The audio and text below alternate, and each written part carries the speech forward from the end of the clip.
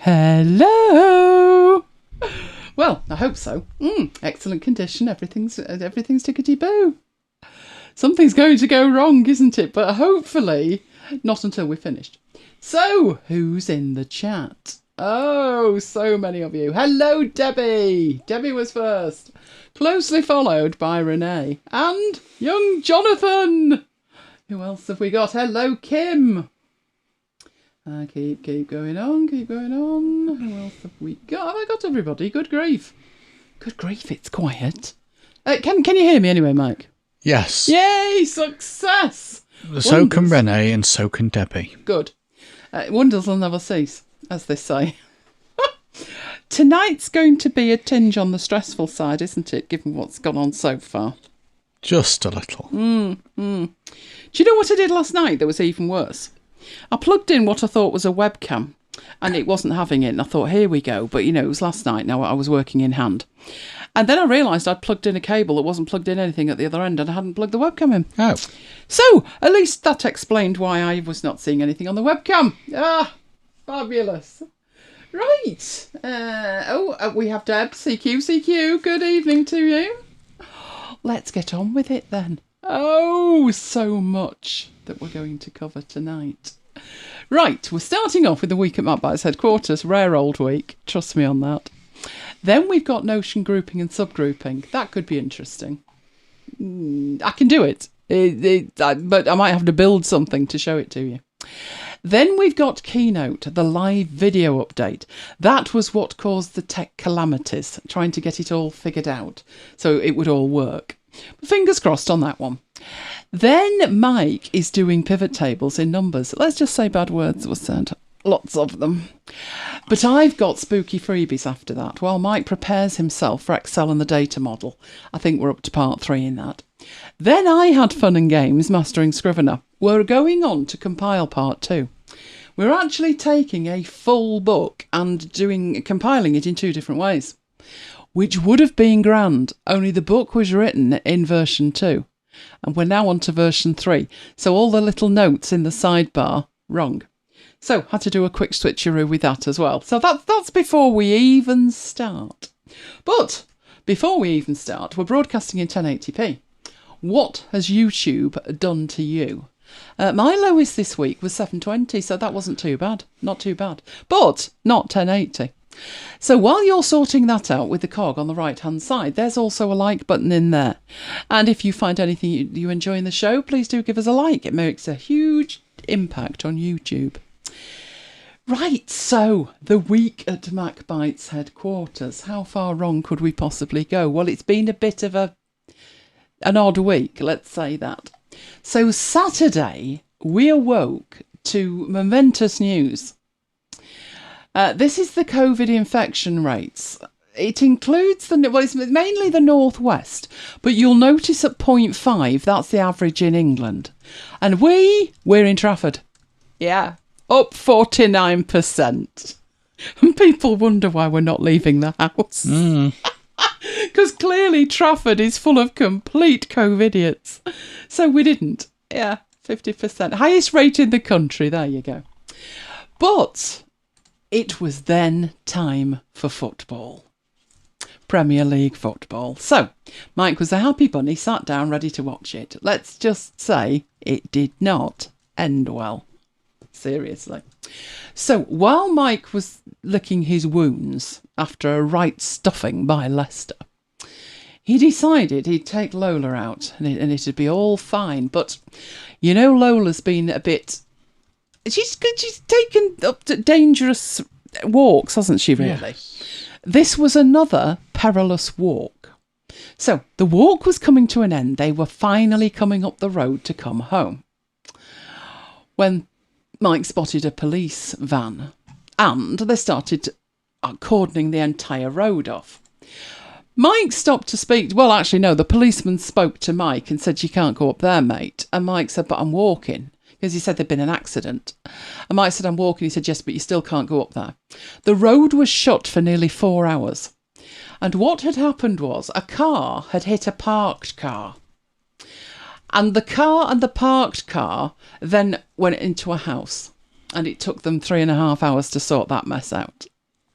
I said to Mike, what if you'd have been 5 minutes earlier? But we're not going to contemplate if they'd been 5 minutes earlier, because it would have been a disaster. That was literally about 50 yards from our front door. That's important for what happened later in the week. But we carried on regardless, and we had 8 music shows on Saturday. And at 8 p.m, we went into Brooklyn's 196 by request, where Mike had got the theme. No, not shopping, department stores. But we did play the theme tune to Grace Brothers, so all was not lost. Young Mr. Grace. Asda were playing with Mike's mind from while the match was on, which was 3 o'clock. They weren't due till 9, but he did get a text to say they were 15 stops away at 3 o'clock. They still hadn't arrived at 9 o'clock, but when they did, all was well. Which took us on to Sunday.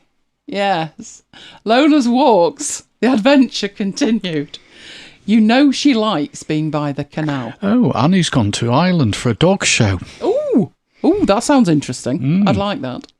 She loves the canal and she loves playing with footballs. So, all her Christmases had come at once. It was just a matter of getting it home. It was clearly a toy for Lola to take home, and she was just pondering how best to extricate it from said canal. Nudging it with her nose didn't work. It pushed it further away. A second attempt was no better, so she decided there was only one thing for it. Daddy was going to have to jump in and get it for her. I think Daddy thought it was a much wiser idea if Mummy ordered one from Amazon and somebody delivered it. We just to the leave door. it alone, Lola. But she's obsessed, isn't she? Oh, she is. Anyway, that was Sunday morning. Sunday night, I was heading off into book club again. We'd moved on from Range to So Good They Can't Ignore You. We were doing what is known as an inspectional read, which is like skimming it, which was just as well. Both of them make good points, but there's also things in there that, no, not great. But we still managed 3 hours and 5 minutes of chat all about it. Just when you thought it couldn't get any worse, Monday arrived. How far could Lola's walks go wrong? Well, I'm glad you asked. You're going to love this one. We live on a side road off a main road. Now, it's a semi-main road. It's not a huge dual carriageway going from the centre of Manchester outwards. It's a fairly busy main road. And we live just on a tiny little road off that main road. On the main road, somebody had stolen a car. And they were bombing along the main road with the police in hot pursuit. The police eventually did catch up with them. Let's just say it didn't end well. The car was stolen from this main road next to us, and the chase lasted for 6 miles before the police stopped it.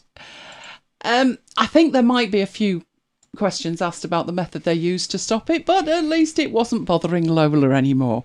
But I'm fast getting to the point where I'm saying to Mike, can you just climb over the garden fence and get to the park that way? Because round here it's just perilous. These are genuine. I am not making these up. It's unbelievable. That was between a full day's work on Monday and a MacBites Live. Oh, it was exciting. We went live on MacBites FM. We were covering the Unleashed event, which I can summarise for you effectively in 3 slides. Everything was really expensive. There's a notch. No. I'm not liking it. I love how the mouse pointer just disappears behind it. Somewhere else for the mouse pointer to hide from me. No, that notch is not going to work for me. Just make the screen bigger. We should have been in the recording studio recording MacBites, and we would have been if we could have stopped laughing at the notch. But never mind.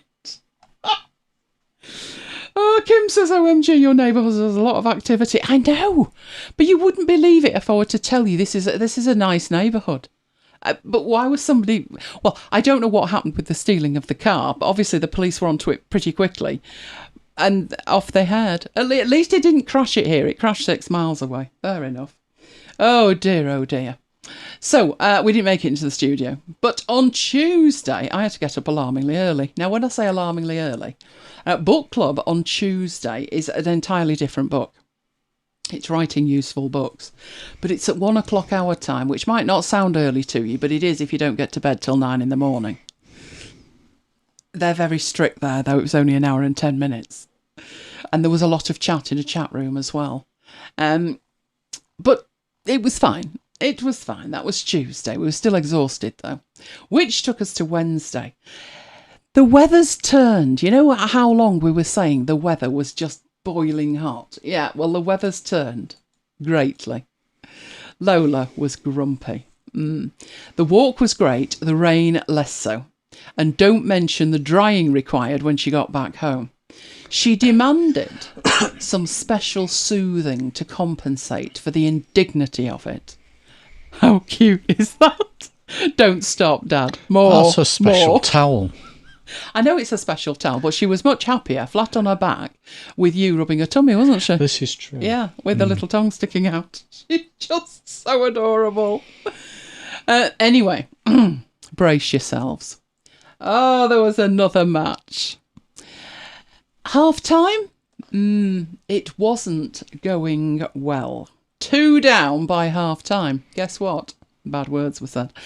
Mike didn't know until I told him just before we went live that I'd actually managed to capture him, because as bad words at half time were being said, they were unparalleled.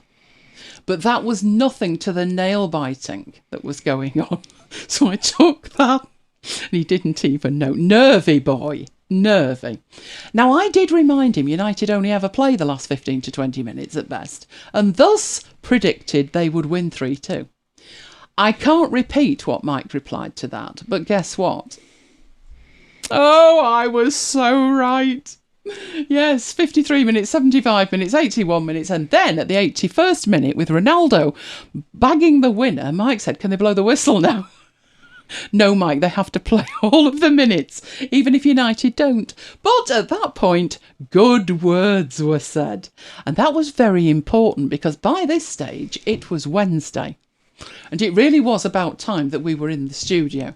And we'd arranged that Mike did say he'd take one for the team and he'd record while the game was on. But, you know, that way madness lies, because he wouldn't be paying any attention whatsoever. So I said, we'll do it afterwards. But then, as the game got perilous to the 2-0 stage, I thought, oh no, he's going to be in the studio and he's going to be grumpy. He's going to be in a mood. Yeah. But because they'd won, he was in a very good mood. So that meant on Thursday, I was editing overnight. But of much more importance than the actual show was that on Thursday we had a MacBites birthday. Oh, we did. It was Tracy's birthday, so a huge happy birthday to Tracy. Then I had the indignity of a governor's meeting. Oh, not good. Oh. Anyway, luckily that didn't take that long, which meant I could get back to publishing the show. And I would love to say at that point that there isn't a dot on the next slide, but there is, but I can explain why. So, yes, we were rewilding the laptop landscape, or we weren't, Apple were. Yeah, their Apple Park thing, it looks appalling. Our garden looks much better now, so we're claiming the moral high ground on that one. So Friday, which is today. Friday. Well, we would have been there. That's the Manchester suite. You can just see it in the distance at Old Trafford. If you remember the programme that I was putting together, this was the suite earlier today as it was being prepared for tonight's event.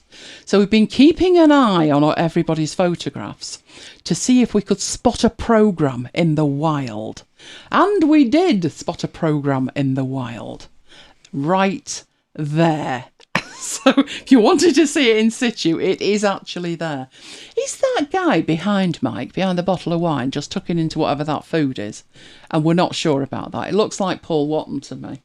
Don't think he's there. But maybe not.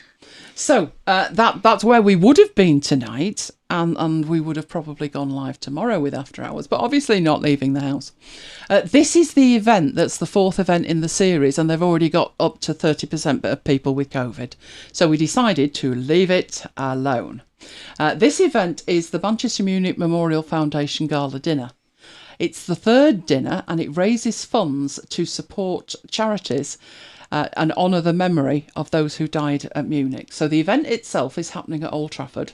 They've got about they must have 15, 20 suites now. The Manchester suite is huge. I think it can hold 600-700 people. I believe there's about 300 and odd gone to this one. Not much in the way of social distancing, as you see. Can't see a mask either. But that's the event. So the first one was in 2018. Second one, the autumn. In fact, it was actually the day we got our iPhone 11. Because we were, if you remember, we were desperate to get to the dinner and our iPhones hadn't arrived. It had never arrived that late, but it arrived that late that day. So that's the event. Now, because Monday is nearer to today than it is next Friday, Monday, 25th, we have another MacBites birthday. Oh, yes. We'd not forgotten. It's young Jonathan's birthday on Monday. So happy birthday for Monday, Jonathan. Oh, I think we're all birthdayed out now, aren't we? I think we're birthdayed out until November. We know we have some in November, just saying. So let's have a look at Notion, grouping and subgrouping. This is a new feature. Now, there's weirdness going on in Notion land. Every time I go into Notion, something has changed. And what I mean by that is it's like, where did those colours come from? I didn't do that. And then I go in again and they've disappeared. So at the moment, this grouping and subgrouping hasn't officially been announced, but it's there. And another thing I can hopefully show you is where these colours are coming in and what's happening with them. They introduced some colours and people went ballistic and they didn't like them at all. I did. I thought it was a big improvement. But apparently I don't count. Who knew? So because I don't count, they've taken them away. And then they've put them back, but only in certain places. So it's all a bit difficult to try and do this. But we will press on and we will do it anyway. Okay. So I have got a demo account open. And I am going to build a task management system. Now, what I can do to show you first what this feature actually does, if I can get my comms system up. Right, there we go. Let's make that full screen and let's do that with it. And let's bring it over here. Right, so you can see what's actually going on here. Let's take that size down as well, like that. Right, this is a live system. This is the admin rolling 2-week system. But I made a change and poor Mike was like, what's going on? Nearly missing things. But what I'll do is show you what it was before. So let's just do that, which turns it off. So what I've got on here is all of our comms that we send out. We have different stages of it. So I'm hoping that reminder's gone rather than just being scheduled. That's Mike's department. But what we've got is all the upcoming mails that we send and the status is not started. And then we've got, it goes into in progress. Now, to be honest, it doesn't really go to in progress very often because it's written in Scrivener. So by the time it gets in here, it skips in progress a lot of the time. But then it moves to ready to send, at which point Mike deals with it. And it either goes as a draft in Aweber. Can you see Mike flying about with the M here? It either goes into draft in Aweber or it's scheduled to send in Aweber. Okay. And then when it's sent, it's over here and it's sent. Now, the way that we have this set up, there are 2 lists happening in here. There is the MacBites list that has an icon for MacBites, and there is the announcement list, the VIP list, for me, which has my icon, which is red. And that's how you have to differentiate between the 2. You have to eyeball it. See, Notion is now updated. Excellent. Now, one way to do this is to filter it. So we could have an admin rolling 2-week view where we filtered for just MacBites, or we filtered for just the VIP list. But that means more and more and more views. And so it's annoying. What would be much nicer is if we could organise it so we're looking at a particular view that is just the MacBites list and another view that was the VIP list without having to maintain 2 views. And that's what this subgrouping thing does. So we're working at the moment with a Kanban in here. And it already has a filter. So the date is on or after a week ago, and the date is on or before a week from now, hence a rolling 2 weeks. We don't want the socials in here, so they're taken out of it, and we don't want where the status is a hard hold. So that's the filter, but we're not filtering by list. Now, as I said, what we could do is add a filter to the bottom of that and say where the destination contains MacBites. And that would filter out the VIP content. We'd just be able to concentrate on MacBites. But you'd have to duplicate the table and then have another filter for VIP to be able to do that. That's not really what we want. So I could come in here and I could change that list to VIP. So I could just maintain the one view and come in and change the filter. But then I've got to remember to change the filter. So the new feature, let's remove that entirely. And now we've got 2 lists worth all mixed up together in one single view. The new feature is in here. We have things grouped. The groupings are the columns. They're not started, in progress, ready to send, draft, scheduled. That's what the groups are. But we now have the option to subgroup. So if I click on the subgroup, it says subgroups for, subgroup by. And at the moment, there's no subgroups. But if I click on none, you can then apply a subgrouping within this view. So I don't want it by date, although I could do, or day, but destination is the list itself. So if I say destination, what happens is it pivots that group, and we've now got where there's no destination at the top. We've got a list for MacBites that we can toggle on and off. We have the MacBites learning list, the VIP list, and all of the socials. And they are displaying in here, and we can just open up the one we want to see. Not bad. But I don't want ever to see the socials in there, and the socials are showing even though the filter had them filtered out. So it doesn't actually show you anything, it's just that there's none there. So good, but no t-shirt at that point. Right, if we go back into our subgroup in here, there's a couple of options. So you can hide the groups altogether.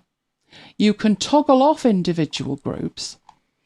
Now, you would need to toggle the groups off where there are results in them, but you just don't want to see them. But all I want to see is MacBites and the VIP list. But if all of a sudden I was sending one to the MacBites learning list, then I would want to see that one as well. And I wouldn't want to have to manually rely on my memory to come back in here and turn the eyeball on.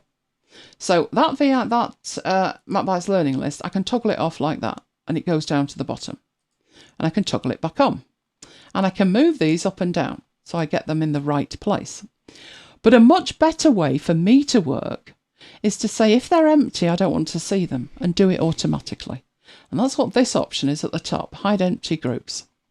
As soon as I do that, I'm only left with the 2 groups that actually have content, which is much neater and much tidier. So now I can open these up, and I've got the same grouping, main grouping in the columns that I had when we started. But I've got horizontal groupings here, so the top band is MacBites, and the second band is the VIP. That's huge. It might not, Mike doesn't like it, do you? No. No, Mike likes the old way. He's so staid. But there are times boring and predictable. Boring and predictable. Yeah, I knew you wouldn't like it. I'll turn it off later, dear, because this is our live system. But depending on the circumstance, this could be huge for how you build Notion solutions. So that's it, genuine, in my live system. Let's say you've got a task management system. And you're going, well, in this case, we're actually going to build one. So we will build up here an inline table before we go any further. Don't want to mention a person. I want an inline table there. And this one's going to be the tasks. So the task would have to have a name, doesn't matter what they are. So let's just stick to boring and predictable. Oh, let's get a capital in. Task 1, task 2, task 3, and so forth. And we can just keep going on. Now, what I do want to add to this is who's doing it. So I need a column for assigned. Okay, assigned. Now, the column type for this is going to be this is going to be a problem. That's not going to work. Not in there, it's not. That's a demo account and there's only one person in it. So I'll have to go back over here and do magic beans by adding in a new page, and we'll do it in here because then I've got Mike as well. All right, don't get panicked, Mike. I'm going to build a task management system and I am going to assign you tasks, but they're not real. Which makes a change. They're usually real. Okay, so I've just got this full page and all I'm going to do is do the inline table, and this is the tasks. I'll start this with demo tasks. That way I'll know what they are. So let's put our tasks back in there. Doesn't matter what the tasks are called, they can be called anything. The critical thing in here is allocating these tasks to people. So, assigned. And this time I can change this legitimately, the data type, to person. Because in this one, this is a paid for account. And in here, there's me and there's Mike. So I can assign me and I can assign Mike. I could assign the both of us if need be. So I'm just going to put in a handful more tasks. So let's stick with the same thing and add task 4, task 5 and task 6. Right. You can put anything else you want in there in terms of columns of metadata. I'll give Mike more work than me. Right. I probably in here want a kind of status as well. Because if I don't have a status, I don't know when something's complete. The moment that's a multi-select, but I'm going to make that a select.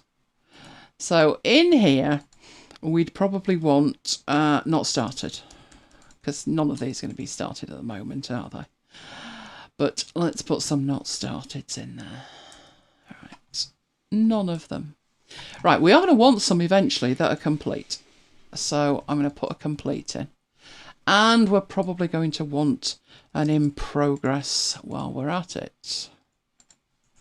There we go.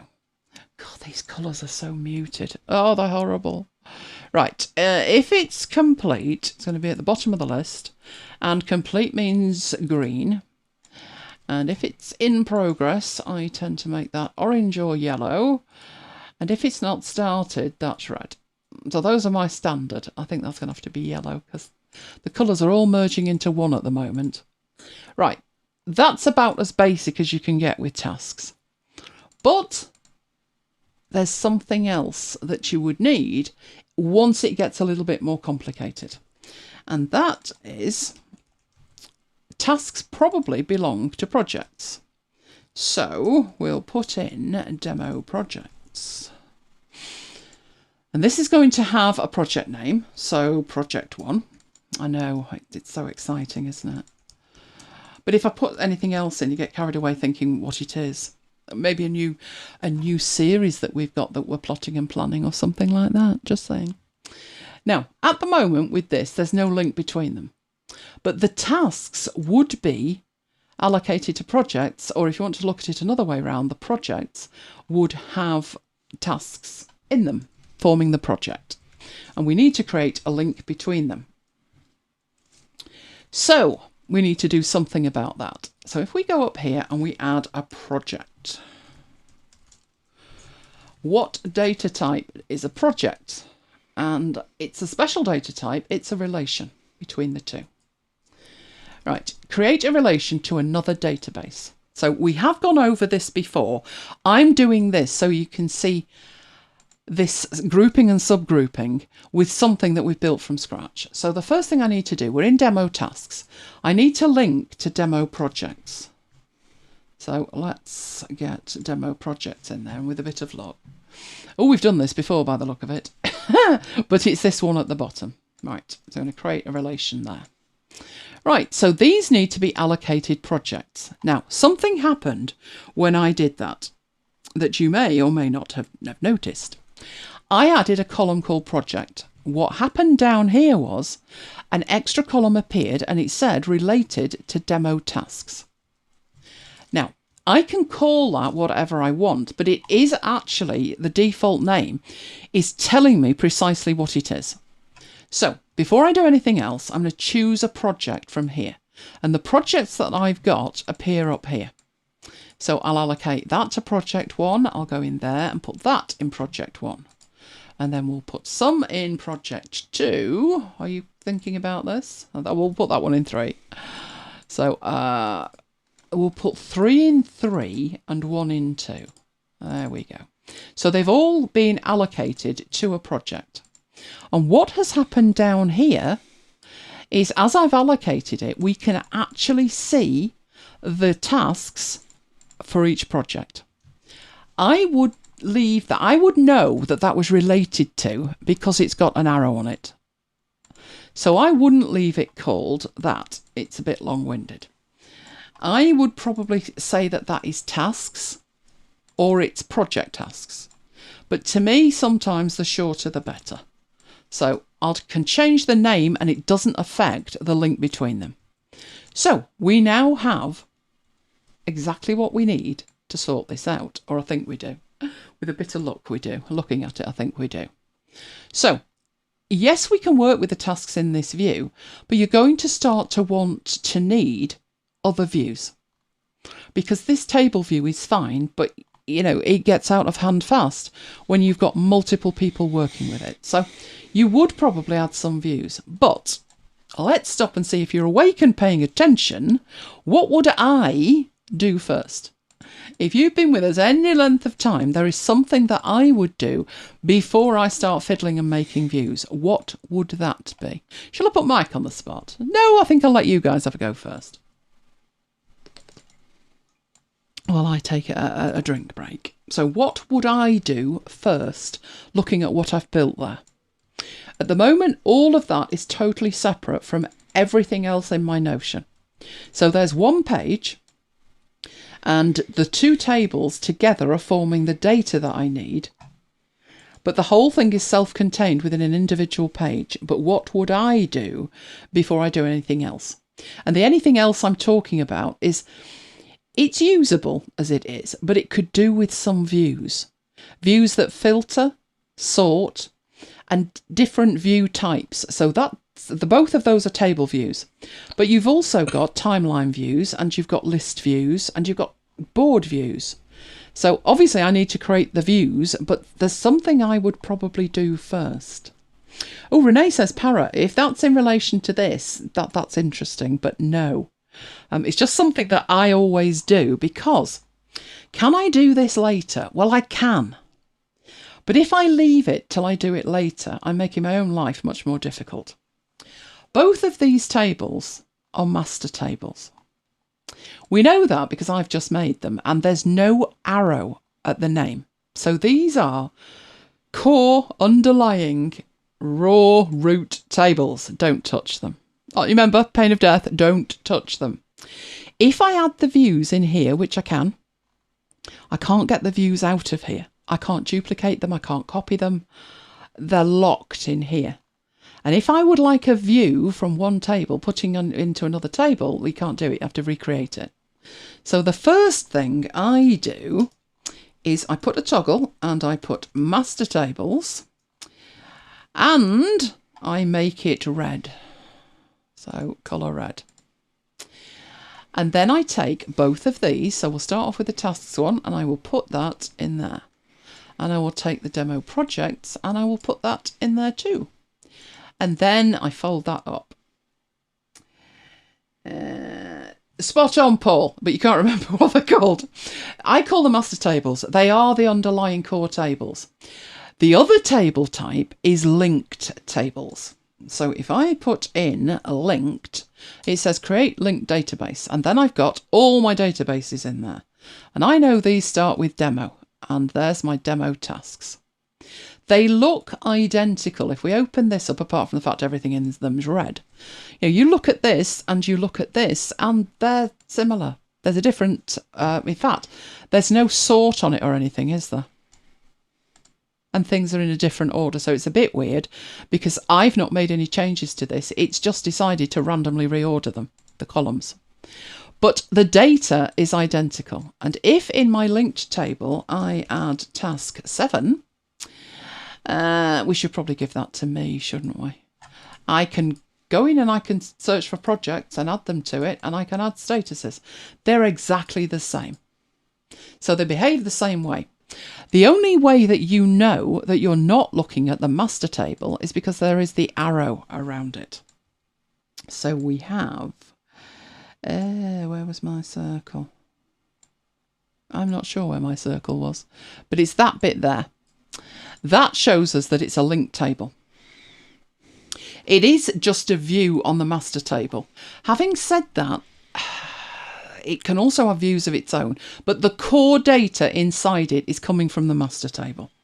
That's the important thing to remember. So once you've done your master tables, just get rid of them, basically. Hide them. I usually put a horizontal line, put that above it, and I make it red so I know if I find myself going in to edit something that's red, I know I've gone wrong. Don't edit anything that's red. So there's my demo tasks. Do I need a linked table for the projects? Well, I do if I'm going to manage the projects in here. But really, I don't necessarily need that particularly. So what I would do with this view is we can say with the task names, because we've just called them 1 to 7, we could sort on the tasks. We could sort on the status. We might want to sort by project. We might want to sort by who they're assigned to. We might want to create 4 or 5 different views for that. What I will show you is creating completely different views. So if I go into the view and I make a list view and we create that, the list view is much neater, much tidier. It works better if it's not stretched across the screen. But what we could do with that is, this will make more sense down the line, so I'll do it down the line. But in here you have properties for this view, and we have the status turned on. But if you wanted to see who it was assigned to, you can turn that on, and if you wanted to see the project, you can turn that on. Now, I'm a bit anal when it comes to list view, wanting it to look neat and tidy. I probably wouldn't have the project showing in list view. And what I would do is in list view properties, these can be moved around, and if you put the assigned at the end, then everything else next to it lines up. So I'm going to turn the project off, and you can see these all take the same amount of space, and these next to it then look much neater, much tidier. So that's a list view. You can also have, so what I'm doing with the subgrouping applies to all the views. So we could have in here another view. We could have a board view. So let's create a board view. Now, in the board view, you can have columns or groups, and they can be based on something. So in here, they're based on the fact that they're not started, or they're in progress, or they're complete, or they don't have a status. But what isn't showing in there at all, is whose tasks are they? So this is one of the problems with Notion. It can do anything, but it's quite manual to get it to do it.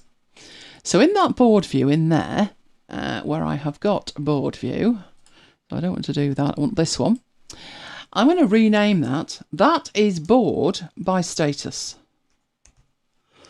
But I might want a different kind of pivot on that. So if I go in here and I duplicate that board, so I've now got another copy of that, but this one, I'll change the name of it. So first of all, get rid of the copy of at the front. Board by assignee.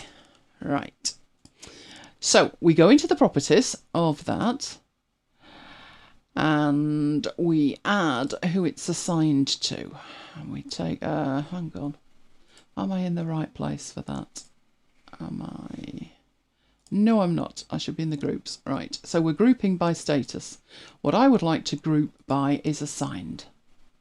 There we go. So now I've got 2 columns, one for my tasks, one for Mike's tasks.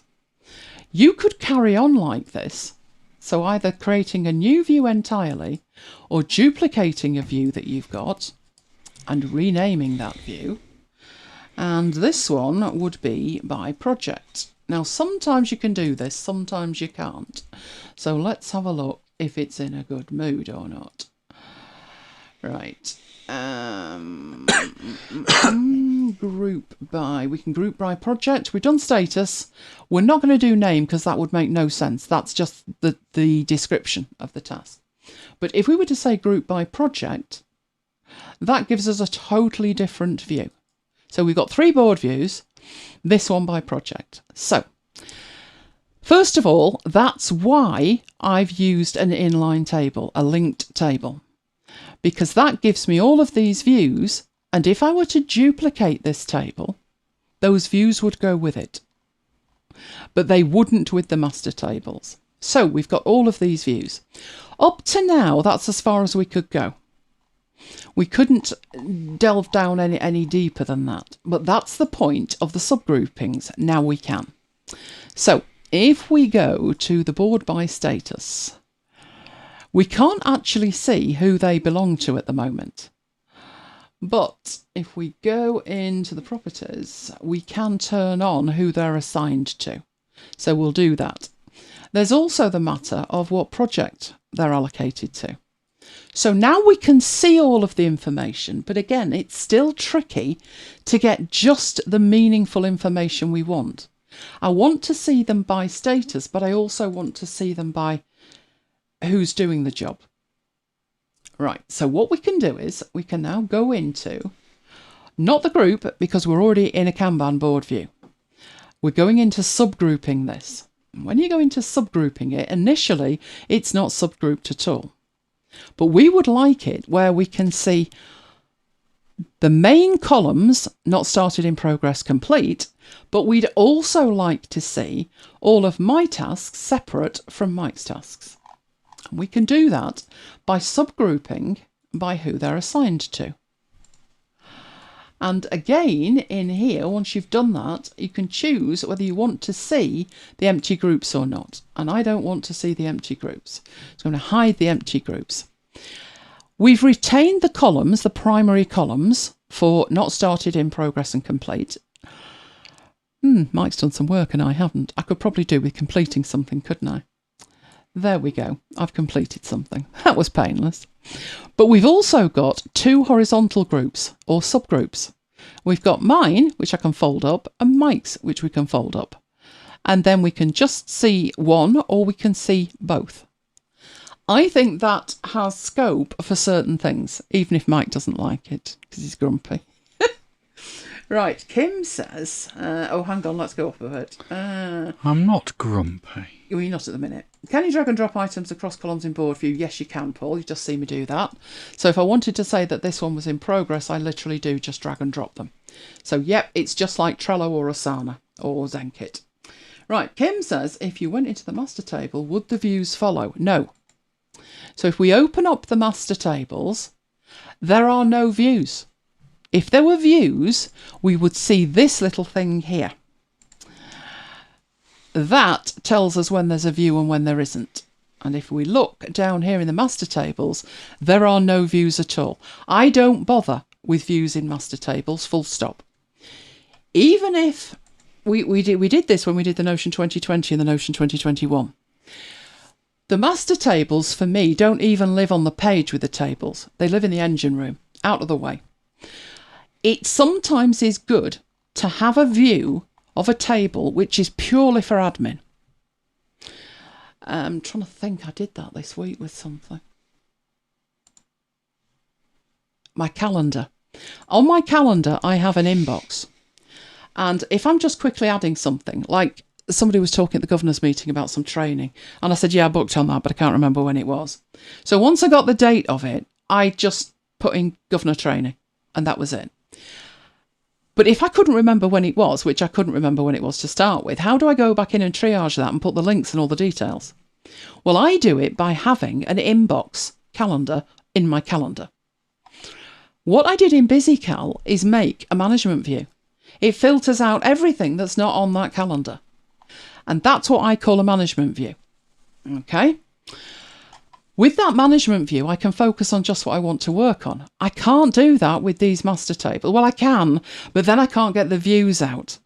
So I actually have my master tables inside the engine room, and then I have management views that I don't use for anything else. I could do that with this. These could be considered management views. But the views don't travel back to the master table, nor do they travel between linked tables unless you duplicate the table, in which case they will be there. They're not stripped out, they remain there. Or you make this, what do they call it in here? The red thing. If that helps. Duplicated, basically. I think there is a word for it.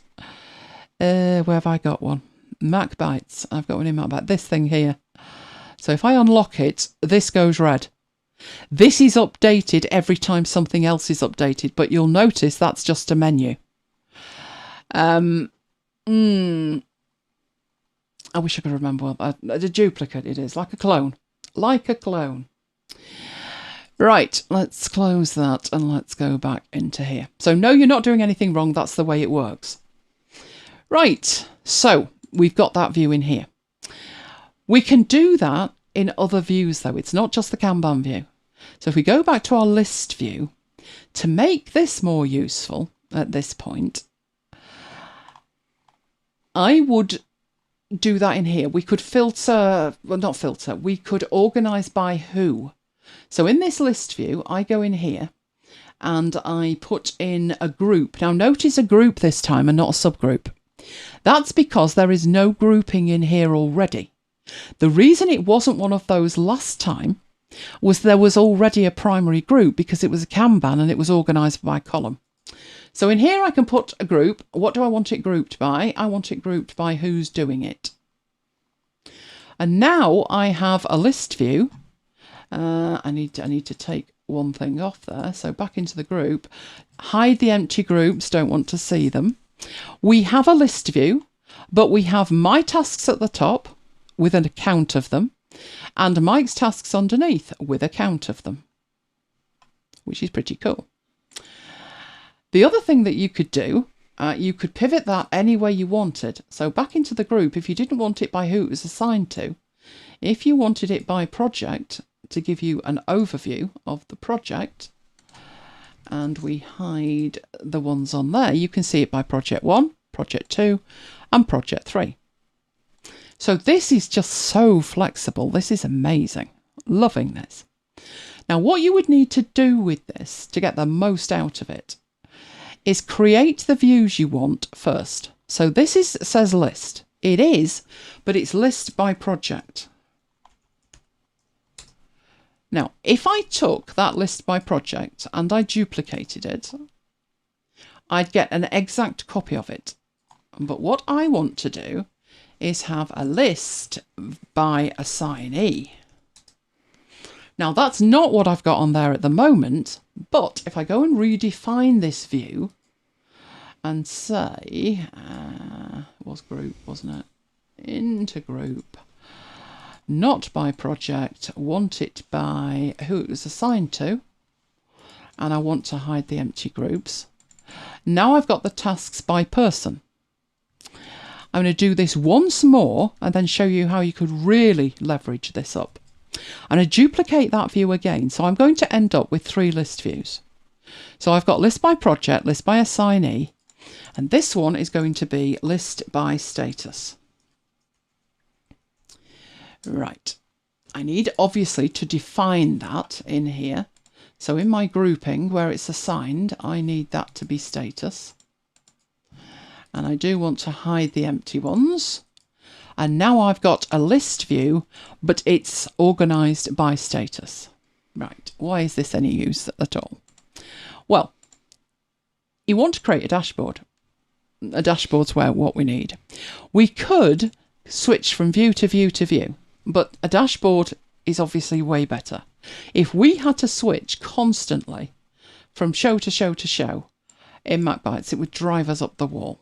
So in MacBites 2.0, we have all of this stuff in here, but we also have individual views for the shows, and we focus down while it's thinking about it, but there's quite a few shows, right? So we have different views, so it's more to do with what I'm not looking at than what I am looking at.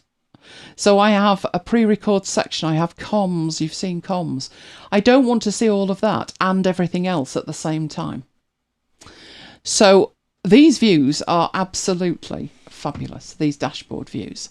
So what we need to do is use our new tricks that we have and build a dashboard. Right, not tricky. We're going to use these views that we've got, but first of all, I'm going to go up there and I'm going to copy the whole thing. And if I give myself some breathing space, I should be able to paste this in. It's having a think about it. It looks tired tonight. Right, I've pasted it in and I've got a copy of it. You'll notice that it's got the table view, but because I copied this table, this view, and pasted it in, if we go to the views, all of the views have come with it. Okay? Now, it's only a starting point at that point. If I then veer off with this particular table, and I add other views, they too are not written back to this one unless the two are actually linked. So you'll see in the MacBites one that this one, if I unlock it, this bit here that's the resources has the red border around it. Whenever I make changes to that, it will ripple through to the other instances of it. Where are the other instances of it? Well, all over the place. So if I go down to the comms, the same menu is there. And if I make any changes to it, they will appear on there. So those are the things that we're thinking about. Let's get back to where we were. But I've got two instances of this table. And what I can do with that is I can put, I would like to think I could put that. Is it not working? Right. This is where it's ridiculous. They are working on this apparently. But I need to have here two placeholders like that hold open for me half of the page. I can then take this instance of the table and put it underneath there, and this instance of the table and put it under there. You can't do that without having the placeholder, but you can delete the placeholder once you've done it, which is ridiculous.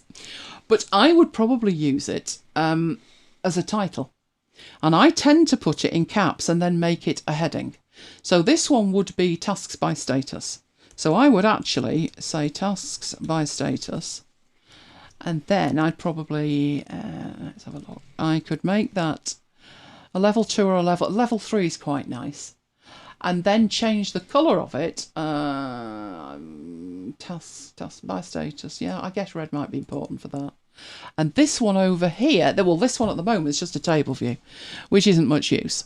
But this one, I could see who has what tasks to do. So list by assignee. And again, put that as a level 3 and change the colour of it. So that one could be, and the blue works quite nicely on that one. There we go. So you can use these views inside any other kind of view. So these subgroupings, groups or subgroupings, inside any kind of view, and then use them to build a dashboard with, which is so powerful. That is amazingly powerful. The other change is very hit and miss, whether you see it or not. I'm hoping it calms down a bit. But at the moment, if I were to... Do we have a table view in here? No, a board view. We do. Board by status. Let's have board by assignee. If we look at these boards, everything in Notion is fairly plain. I've always liked the idea of having a little bit more colour. Now in here, this is by assignee. But if we go in and we say board by status, we do have a little bit of colour at the top because these are the statuses that we're working with. About 10 days ago, the colour that was at the top was spread down the entire column. So there was a very pale colour behind that down the whole column. And I'm like, whoa, I'm loving that. Because I like colour. But then they got complaints, so they took it away. But I can still see it in certain places. So the trick is to find somewhere that I can actually see it. So I have left open a page, but I'll navigate to it, which was one of these shows. I think it was Thursday's MacBites. Right, so this is what a completed show looks like. All of the meta is in there. The show itself is actually in there. The content items are in there. And then at the bottom, oh, it's gone. We have this publishing thing. So these are the steps that we take to publish the show. And I swear to you, 3 hours ago, there were colours behind here. So this column was red up to that point. So wherever there were cards behind the top, like that, each block was the colour, slightly paler, was the colour of the top. Hang on a minute. That one was only halfway. Let me do that again. Right, so it was only where the cards were. So there's 2 cards there, 1 card. The colour went like that. It's coming and going because they've not officially announced it yet. Originally, it didn't look like that. Oh no, originally it was way better. Originally, it looked like that. The colour went down to the bottom. Each one was the same. But people didn't like it. So I think they're either working on toggling it on or off. But that had colour a couple of hours ago and now it doesn't. So I would love to show you that. We got it on the comms. No colour on there. It might appear somewhere else. It might not. This is just what they're doing at the moment. I mean, it hasn't come through to here. There is a colour behind it, but it's not taking the colour from the top. I have heard it's an option, but I can't see an option to turn the colour on and off. It could possibly be in the subgroups, but I can't find a colour bit. But as I say, this is not officially announced yet. They've not sent out the, woo, we've added this. So I think it's because they're still working on this colour thing. But that is the groupings and subgroupings. Do you have any questions about that? Let me know in the chat. Oh, Tracy's in the house. You're very welcome. Important day. Birthdays are very important. And we're still in lockdown. So they last a week as well. Got no questions, but do you remember the other week when I added 4 packs of baked potatoes into the shopping? Oh, yes, and we ended up with a glut of potatoes. With 16. Go on, what have you done now? Well, I added 3 packs of 500 gram carrots. I'm glad you said gram. I had a vision of 500 carrots arriving. I wanted 3 carrots, not 3 bags of carrots. Well, but they don't do individual carrots. So I've just got 1 bag. I would say they do at Morrison's, but I ordered some gluten-free granola bars. And what did I get? Non-gluten-free. Slices. No, they were gluten-free. They just weren't what you wanted. They weren't what I wanted. I don't like fruit slices. Crying out loud. Don't get me going. Because I wouldn't mind if I'd said substitute, but I specifically said do not substitute anything. Anyway, it's 10 o'clock. Can't do anything about the order now. So we're stuck with what we've got, aren't we? Oh, well, never mind. Right, so if we've got no questions about that, I will move swiftly on.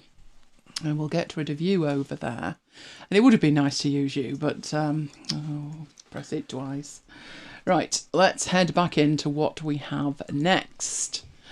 Oh, this one's good. Or potentially it's good. I say potentially because it involves webcams, which is the bane of my life. But let's give it a go. Right, the Keynote 11.2 update came out 28th of September. There were 3 main things that they were pushing. One was live video, one was multi-presenter slideshows, and the other was radar charts. So we covered radar charts. I would love to cover multi-presenter slideshows, but that's not happening because it's the full Monty only. So until Monterey is released on Monday, and I've got it on a machine that wants to play ball, it's not happening. But live video works with what we've got. So it's live video that we're going to be having a look at first. So live video was one of the huge features. I'll be honest, it's one of the, I would say best. Yeah, it's one of the most powerful features they've added in years. Absolute years. But I'll also caveat that by saying they could have done this years ago. It's COVID that's driven them to it. It's only COVID where they've taken notice of the fact that people are using Keynote in online presentations. I've been saying this for 20 years and they've not been listening. But a lot of the updates that we've had in the last 18 months have come directly out of, that doesn't work too well, does it, when it's remote? And then they've added it. And live video is one of those. The multiple presenters is also handy because you're not particularly in the same place. Well, you might have been years ago and you can just hand the flicker over, but you can't hand the flicker over virtually, can you? So multiple presenters is also a huge thing that they've added. I personally just wish that they'd done this years ago, but we'll have a look and we'll see. I was doing a presentation the other day. It was a two-hander. And I said, shall I do the next slide, please? And she said, yeah. And she said, actually, can we do next slide for the start? You still get next slide. Right, this is my PowerPoint folder that won't do anybody any good. But I'm starting totally from scratch. Now, you could start with a template or you could literally start from scratch. And I intend to start from scratch. It might look better if there was something behind the slides, but we can work on that later, can't we? So, this presentation template I'm using, most of the presentation templates in here, if you choose 16:9 widescreen, are huge. They're 1920 by 1080. Mine is 1280 by 720. So it's totally blank. It's literally totally blank, which is good because we're starting with nothing. We're not starting by cheating. We're starting with absolutely nothing. Right, first warning. I've never used this version of Keynote because I use PowerPoint now, so anything could happen. I'm not a great fan of the way that they've done the toolbar. No, there's just a lot of space, but never mind. Right, what's the difference between live video and any other kind of video? Well, on the insert, we've always had, or we have had for a long time, inserting web video. So inserting web video means you give it a URL and you embed that video.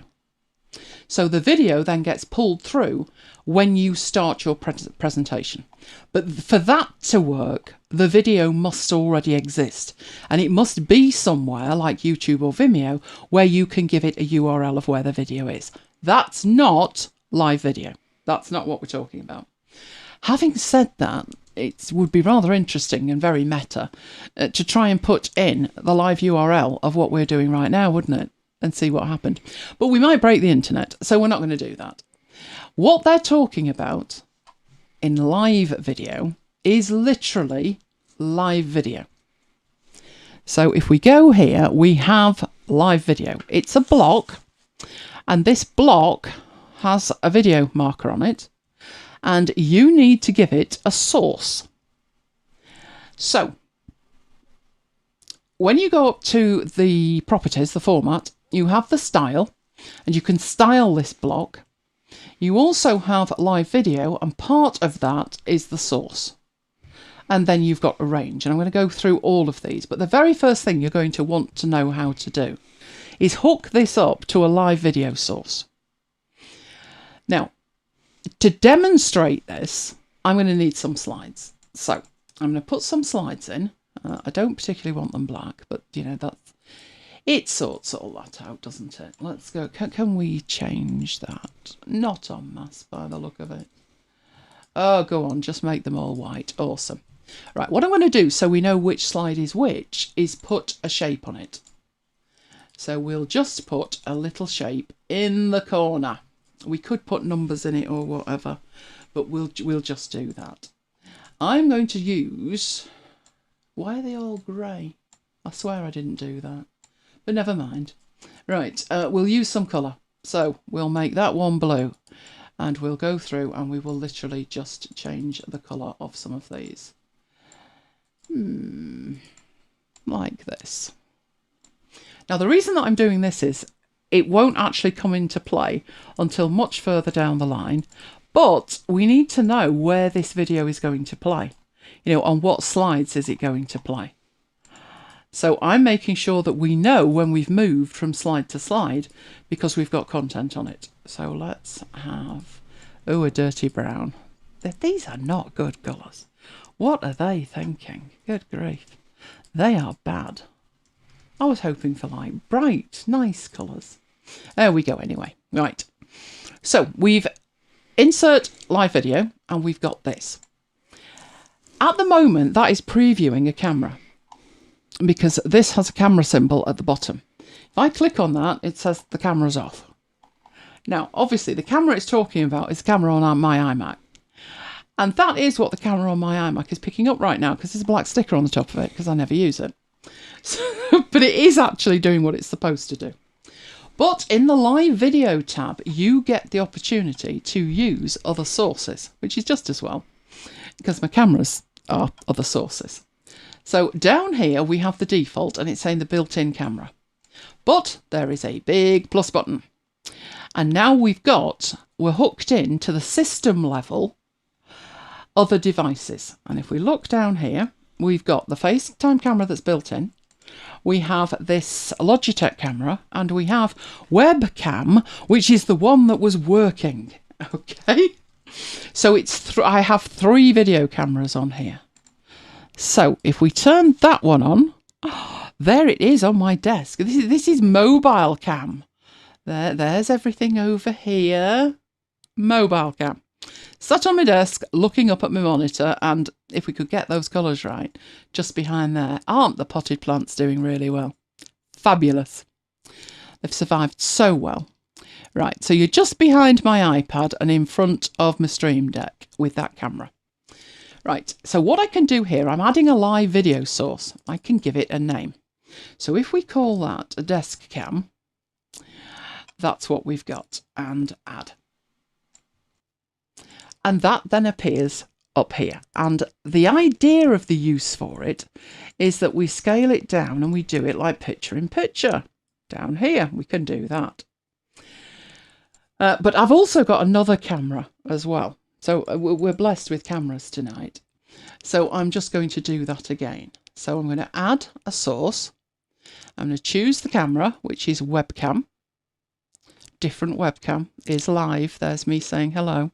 There's my range and my book club books. Right, so in here, this one is going to be, it's just called webcam, isn't it, in caps? So if I call it webcam, I know which is which, and add.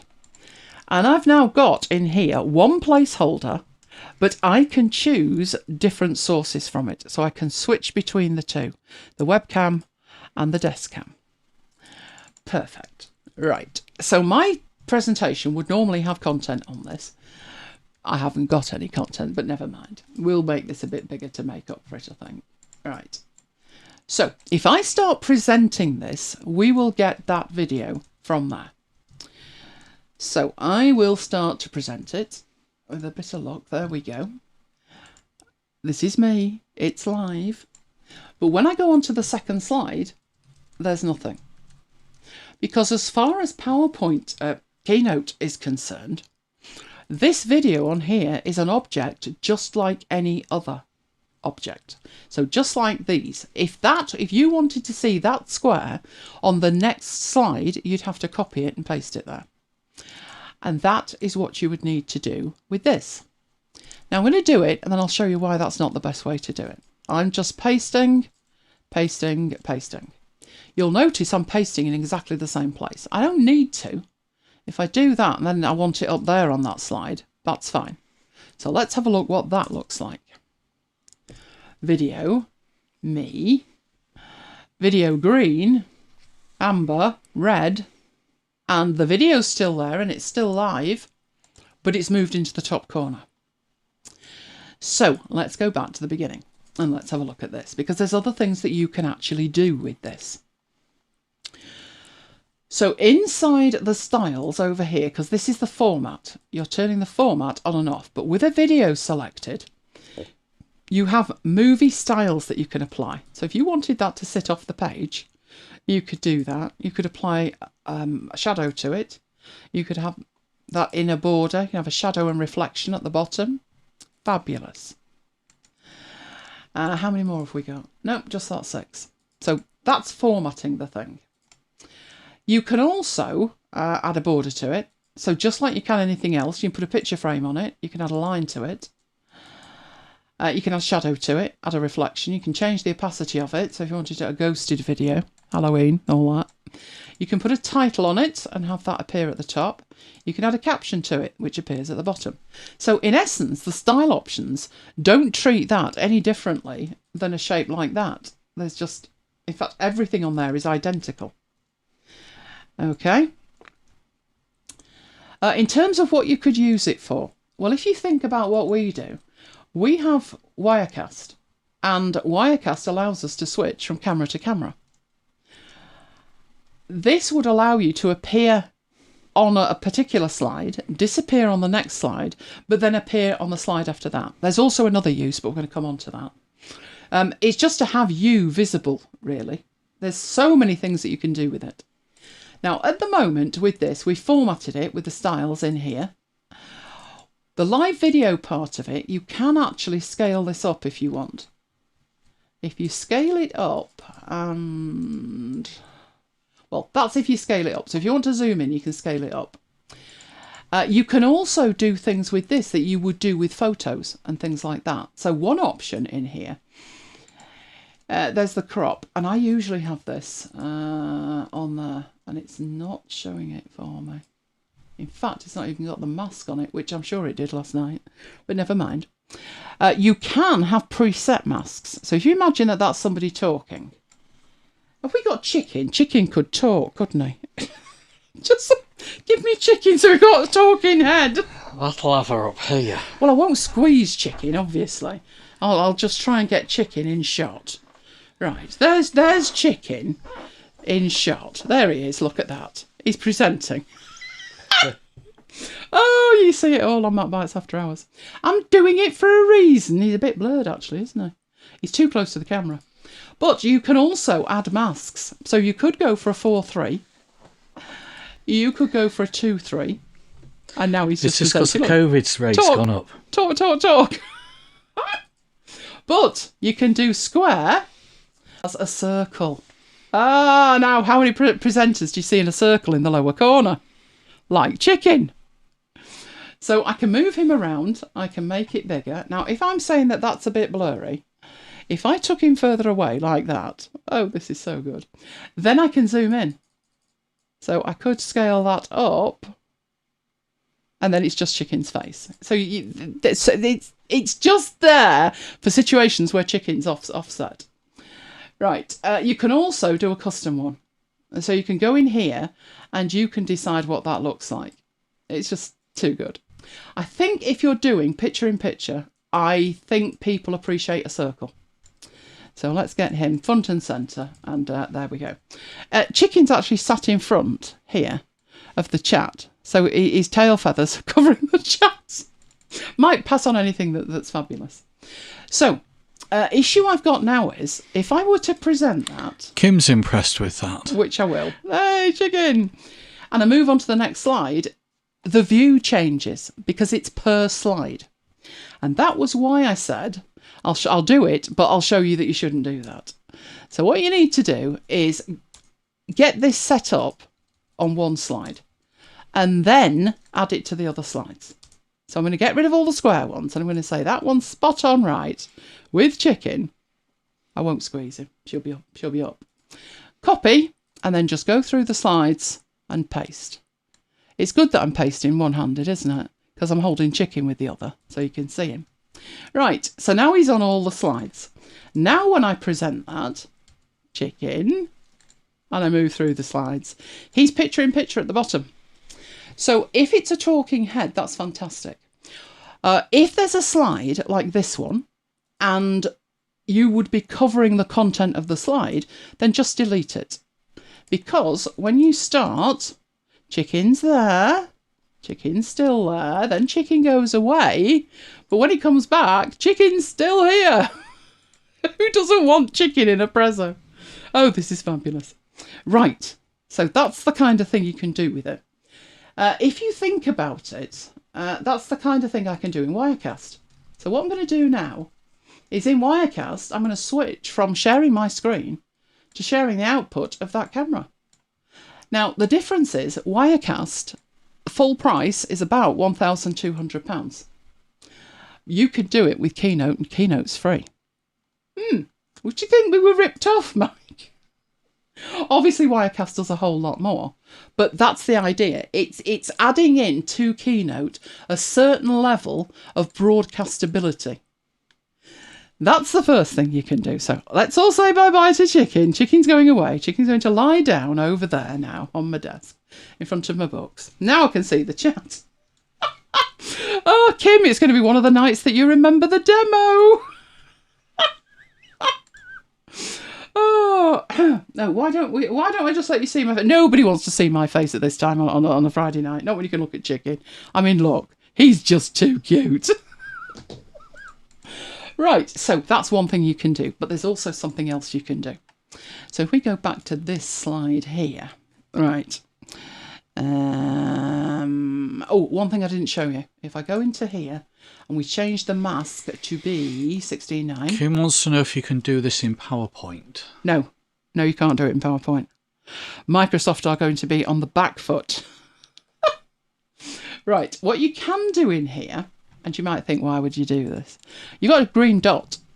Oh, yes, you have a green dot. When you hover over the green dot, you can change the radius of that, which may or may not be useful. But hold that thought.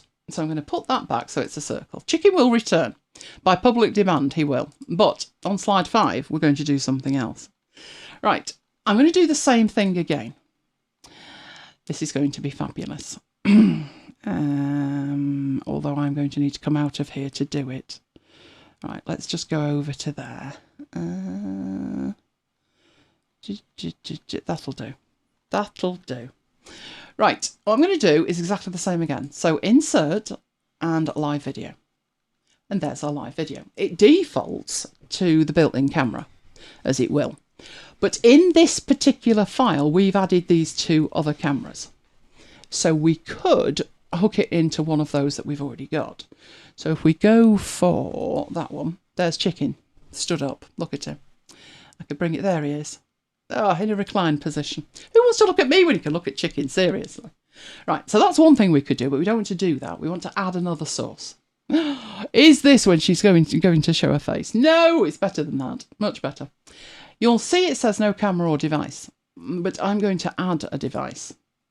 And this at the bottom that says Integrity is my iPad, which happens to be called Integrity. So let's add my iPad. And there is my iPad. That is live. It is live.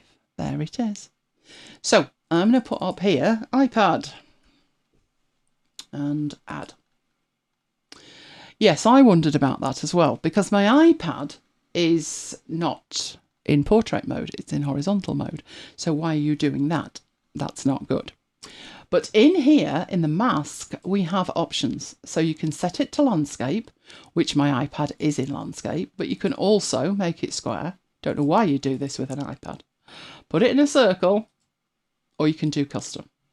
Obviously, I would switch between the top two. And for me, it's going to be landscape, because that's what's on my desk. And it would make sense if that was a tinge bigger so we could see what was actually going on. There we go. And that is actually my live iPad. So if I swipe, it swipes. And if I swipe back, it swipes back. So it's a way to demonstrate an iPad or any other, it could be a phone, live in a presentation. So, talking head, more talking head. Look at his little face. Let's stop and do an iPad demo. And then back to talking head. If you wanted both, then you can put that back on there. And you can have both. So now I'm waving in front of Chicken and moving the iPad, and they're both moving at the same time. Oh, how amazing is this? Although I still think Chicken's the star of the night.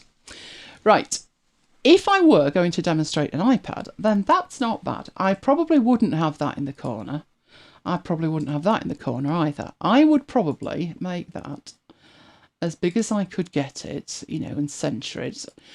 And then you start thinking, hang on a minute, there's a better way to do this. So let's have a look at the better way to do it. So I've got my data. Where's my data? There we are, in a folder. So I have a file. I will show you this file. It's a knocked out image of an iPad. There's nothing magical about it in terms of smart objects or anything like that. Just a picture of an iPad. Not a problem. We can use that. So if I drag that on, obviously not going to be great if it's over the top of it.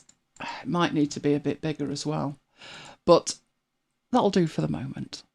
Right, it's in the wrong place. I need to send it to the back.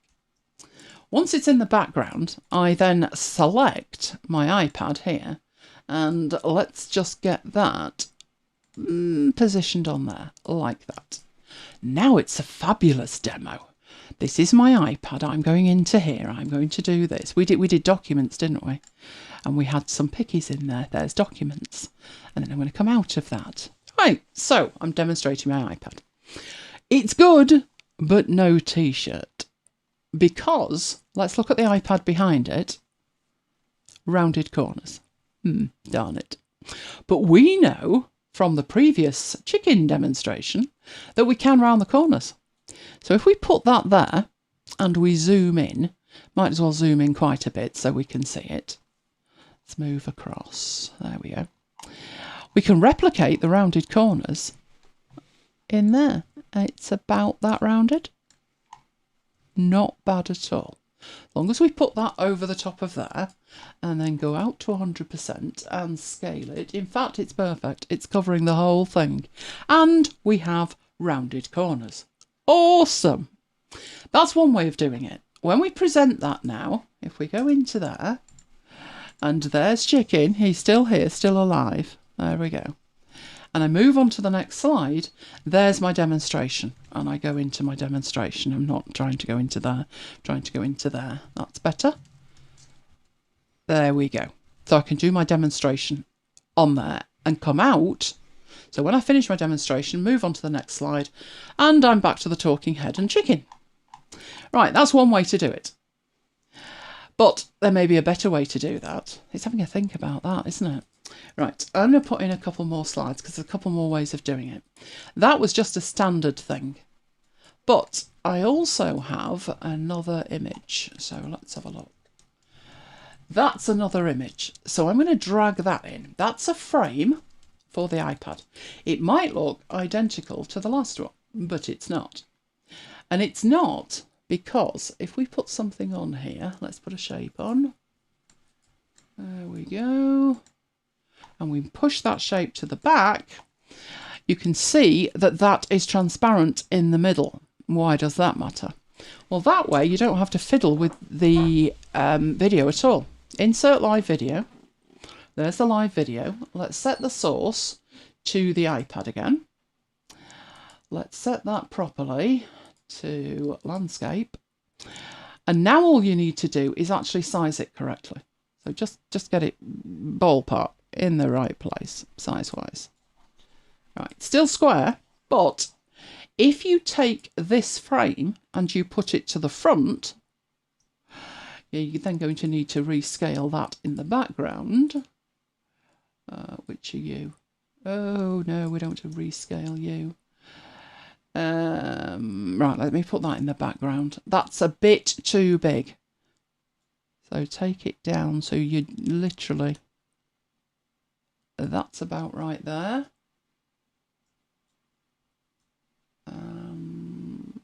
That's about right there. Put that in the background and the frame will round the corners for you because the video is showing behind an image with transparency in it.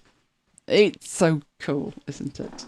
So we could do a presentation with that where we actually present it and we go in and we do our demo again and it literally looks, let's look at some of the nice pickies of the iPad arriving. It literally looks like the frame of the iPad is there and the iPad is moving and the video is on it. So there's 2 ways to do it. If you don't know how to make that work, let me have a look. I had this one, which is, I'm going to open an image. It's a Photoshop file that I downloaded, but I'm going to open it up in Affinity Photo, because if I open it in Photoshop, I'm going to be completely lost. So it's thinking about opening it at the moment. Go on, you can do it. There we go. This is what a mock-up looks like. So it says tutorial, hide this. So that's just some instructions. You don't need to see it. There's the iPad behind it, and you can toggle on and off the pencil if you want that. That is an embedded document that's got the screen on it. So, and you've also got the shadow on there behind it. You've got the screen behind it. You'll notice if you take the screen off and you hide the background, you've now got a transparent thing to work with. And that was how I created it. So what I would do with that is crop it down to the pencil and crop it up to the shadow. Don't crop the shadow off, it'll look weird. And I'm not even saving any changes with this. All I'm going to do with it is export it. To keep the transparency, it needs to be PNG. And export. I will hopefully put that in there. Go on, you know you want to. That's not the one, it's the third one. It's that one. All right, so let's put it in there. Can close that without saving it, because I don't need that at all. And back in here on a new page, drag and drop in that, which was our PNG. At the moment, bit on the small side, but I can take that up. And then whatever size I want it, with this one, I've got the option to put the video in the background. So again, insert live video. It will stick it on top. I need to tell it what I want displayed, which is still my iPad. Wouldn't you think you'd be able to tell the difference between landscape and portrait? The iPad is connected, you're lying. You're telling lies. Okay, if you don't think it is, we'll go back. Oh, what are you doing? Don't ruin my demo. Right, let's add it again. I wonder if it's because chicken sat on it. Right, let's take that down and see if it's connected. I can assure you it is. You'll agree. It's using too much. Crying out loud. Come on, let's see if it'll pick it up again. That was my fear with live demos, but there you go. No. I've plugged it back in and it's fine. It's just you.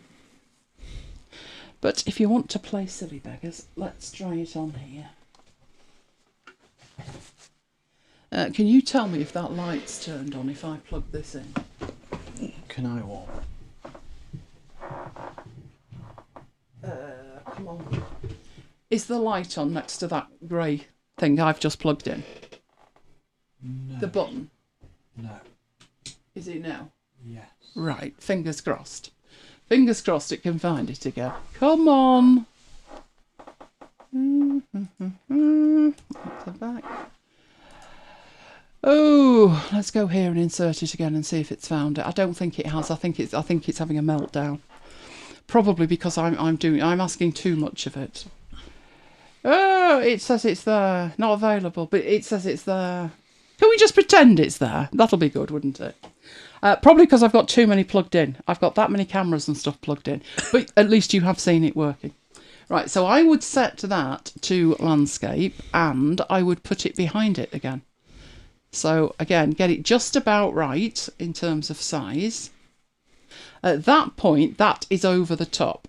What I would do is select the background image, which is that, and bring that to the front. And now it's all set. So that's what it can do. I now need to get the chat back up so I can see the chat. Who's thinking that's a good idea? I'm thinking that's a good idea. I think that is very impressive. I am impressed with that. Cameras are still working. Chicken's still there. There he is. He's still working. And the iPad's there and it is alive. You can see it. There it is. iPad, alive. Just doesn't think it is. So, any questions on that? What are you going to be using that for? Oh, let's have a look. Let me catch up with the chat. Debbie loves a talking chicken head. He was impromptu, he was, but he's cute, isn't he? He's very, very cute. There isn't anything similar in PowerPoint. You can do video in PowerPoint. Don't think you can do live video. If you can do anything as clever as that, it's going to be the window version only, which is unfortunate. Renee wanted to know if the iPad was wired, connected. Yes. It wasn't appearing if it was wireless. That's the problem with it. Because of where the ports are, I've got a long cable, and I've got 1, 2, 3, 4. I've got 4 cameras on it as well. So it's just had a meltdown. And I'm broadcasting. But when I was prepping this all, it was absolutely fine. It did not have any moments at all. So it seems fairly sturdy. I'd recommend it. I think there are things that you can do with this that you wouldn't be able to do in Wirecast. I mean, in Wirecast, we can do the picture-in-picture thing. So as long as we've got a camera that is in a good mood. So we can do the picture-in-picture. We can do transitioning from one thing to another. But don't forget that anything that you can do in Keynote, in terms of transitions and animations, you can do with a video. So it is really powerful, even if it's not like a live video or not a talking head. As Renee says, you can put any kind of frame on this. So you could put an old TV or whatever you wanted to put on it. Let's have a look. Chicken's been plucked. Chicken's very cute. We got Chicken because she put a hole in one of the others. And obviously we can't get out to get her another chicken. When I ordered this, I had no idea. It's about 16 inches high. So she's got 2 of them. She's got one and I've got the other. She's not had this one yet. This is a replacement for when she knackers the other one, basically. Right, let me keep going. Kim thinks it's cool. Patricia's loving it. It's perfect. This is one of those situations, and I mentioned this on MacBites the other day, that when you're doing a presentation, you have in here the ability in the play options to play it full screen, which is the standard way of delivering it. But you also have the option to play it in a window, which is having another rare think about, isn't it? Let's see if it'll do that again. So it's playing in a window. That means that you can see any chat that's on the other screens. Only thing I find odd with this is it's playing in a window, but it's got rounded corners, so now you've got whatever desktop you've got behind it. But you could share just that window and present your slides. Are you noticing with that the video's not there? I wonder if that doesn't work if you're playing it in a window. That's interesting, because the video is actually working. The webcam video is working. But that playing it in a window is, if you're running scared, just share your main desktop. And then this would give you your iPad demonstrations, picture in picture. You'd have everything. And don't forget when you're presenting as well, that you don't need to present sequentially. So if what we wanted to do was have a kind of anarchy running wild in a presentation where you're saying, what do you want me to do next? And they say, can you demonstrate the iPad? You could have an index slide where you can just click demonstrate iPad and it takes you to that slide. Or while you're presenting, you could actually move from slide to slide. So we've got blue, green, yellow and red. We don't have to watch them in that order. We could actually start. So let's get the presentation going. I need that not presenting in a window now. So let's do the full screen thing. So let's get that up there. Right, instead of going to green, I could use my navigator and go straight to the iPad or straight to the black one, which is towards the end, and then back to the green one, onto the red one. They don't have to be delivered in order. So you could use this as a much, much, much cheaper version of Wirecast. As long as everything you want to show is pre-configured, then you're good to go. I think we have melted it tonight, we have, but worth it, definitely. I'm presuming Killarney and Carrie Duff is Stephen. He says he's using his work account to watch tonight. Right, Patricia's loving it. You need the better way first. Where did I get the iPad view? Right, what you do for the iPad view is the same thing. The whole thing is the same thing. Where's the mouse pointer gone? You've stolen my mouse pointer. Right, let's get ourselves a new slide. Insert live video. It doesn't matter if that's a talking headshot, a talking chicken, or your iPad. You just need, in the live video source, to choose the right source for it. So if I say it's the webcam, that'll come in. If I say it's the iPad, obviously the iPad's a bit upset at the moment. Or the desk cam, there's a different one. There's camera on the desk cam. You choose the source and then you do whatever you want with it. So I was rounding the corners so it fitted in with an iPad. But you've also got set masks, so you could change that to a circle. The only difference with this and Wirecast, in at a very basic level, is in Wirecast you can set stuff up on the fly, which is how I've saved the day with an unboxing when the camera's not working. I just plug another camera in. This has to be configured before you start. But you can repurpose these slides. You could have what we're looking at now, which is like one Keynote file that's got a circular talking head in it. You like this. Let's look at these last three down here. You could have one. Let's do the old fit thing. The talking head is in the bottom. And then the next one, the talking head could be at the top. And the next one, the talking head could be down here, and it could be smaller. Don't forget, you can also have more than one. So we could insert another live video. We could set that one to be the desk cam, which is that one there. We could then set that to be circular and smaller. And if we had two presenters, we could set that up like that. So you'd have one presenter on one side and one on the other. Right, but these would be repurposable. So what I mean by that is you could have a presentation. I have like a library, and the library has, as well as having a template that I'm working with, the library of content is things that I reuse all the time. So the flashes that I've got the date on for events, or the arrows that I use to point to stuff, they're already formatted and they're in this library. This could be your presentation library for when you're using video.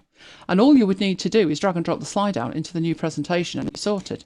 So you could have a whole range of different views. Let's duplicate that one and take away the graphic. So we've only got this. Square that off again and put that at the top. There.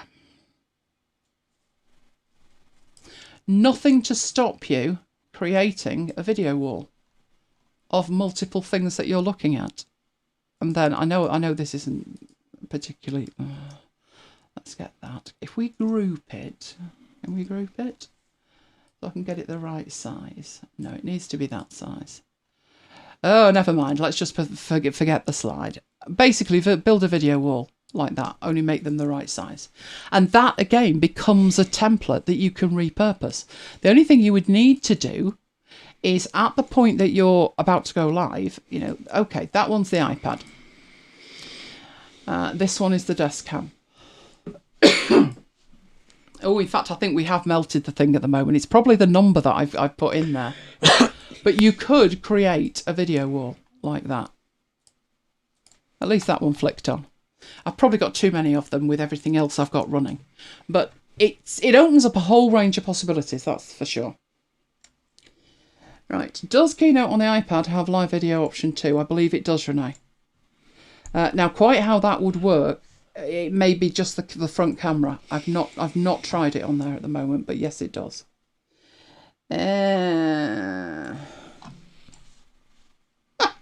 Kim says the circle will be forever more be called the talking chicken. That works. That works. Oh, right, let's carry on. Any more questions? Looks like that's it. Excellent. Right, I've no idea what's coming up next. I've no idea at all.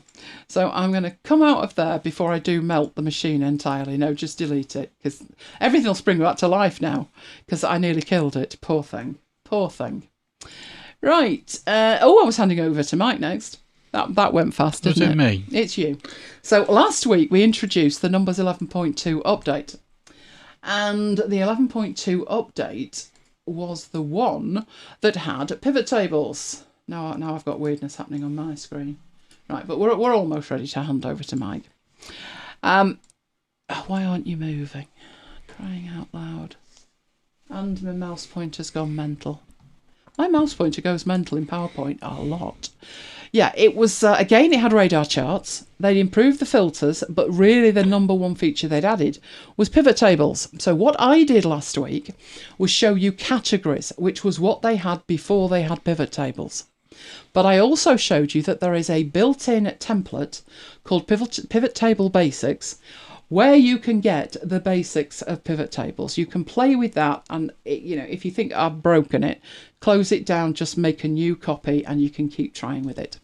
But Mike is taking it a step further, and he is going to show you other pivot tables that aren't basic pivot tables. Is that about right? That's about right. About right. Okay. I will hand over to Mike when my mouse pointer stops flying around the screen, so we could be a while. Right, there's Mike. Where you go. My name's Mike, and I normally do Excel, but I've come over to the dark side. Now. Okay, pivot tables in Numbers. I did say that I wasn't going to compare it to my beloved Excel, and I'll try not to. So what I've got here is, I've lost my mouse pointer now. I've got some data. Anyone recognise this data? Because it's from the Unicorn clothing company that I was using in Excel. I was going to use some other data, but the other data didn't work and bad words were said. So I'm using this data instead. Okay, I mean, in the real world, obviously you can't choose what data you're going to use. But for a demo, I don't like this COVID start data. Get me something else. Exactly.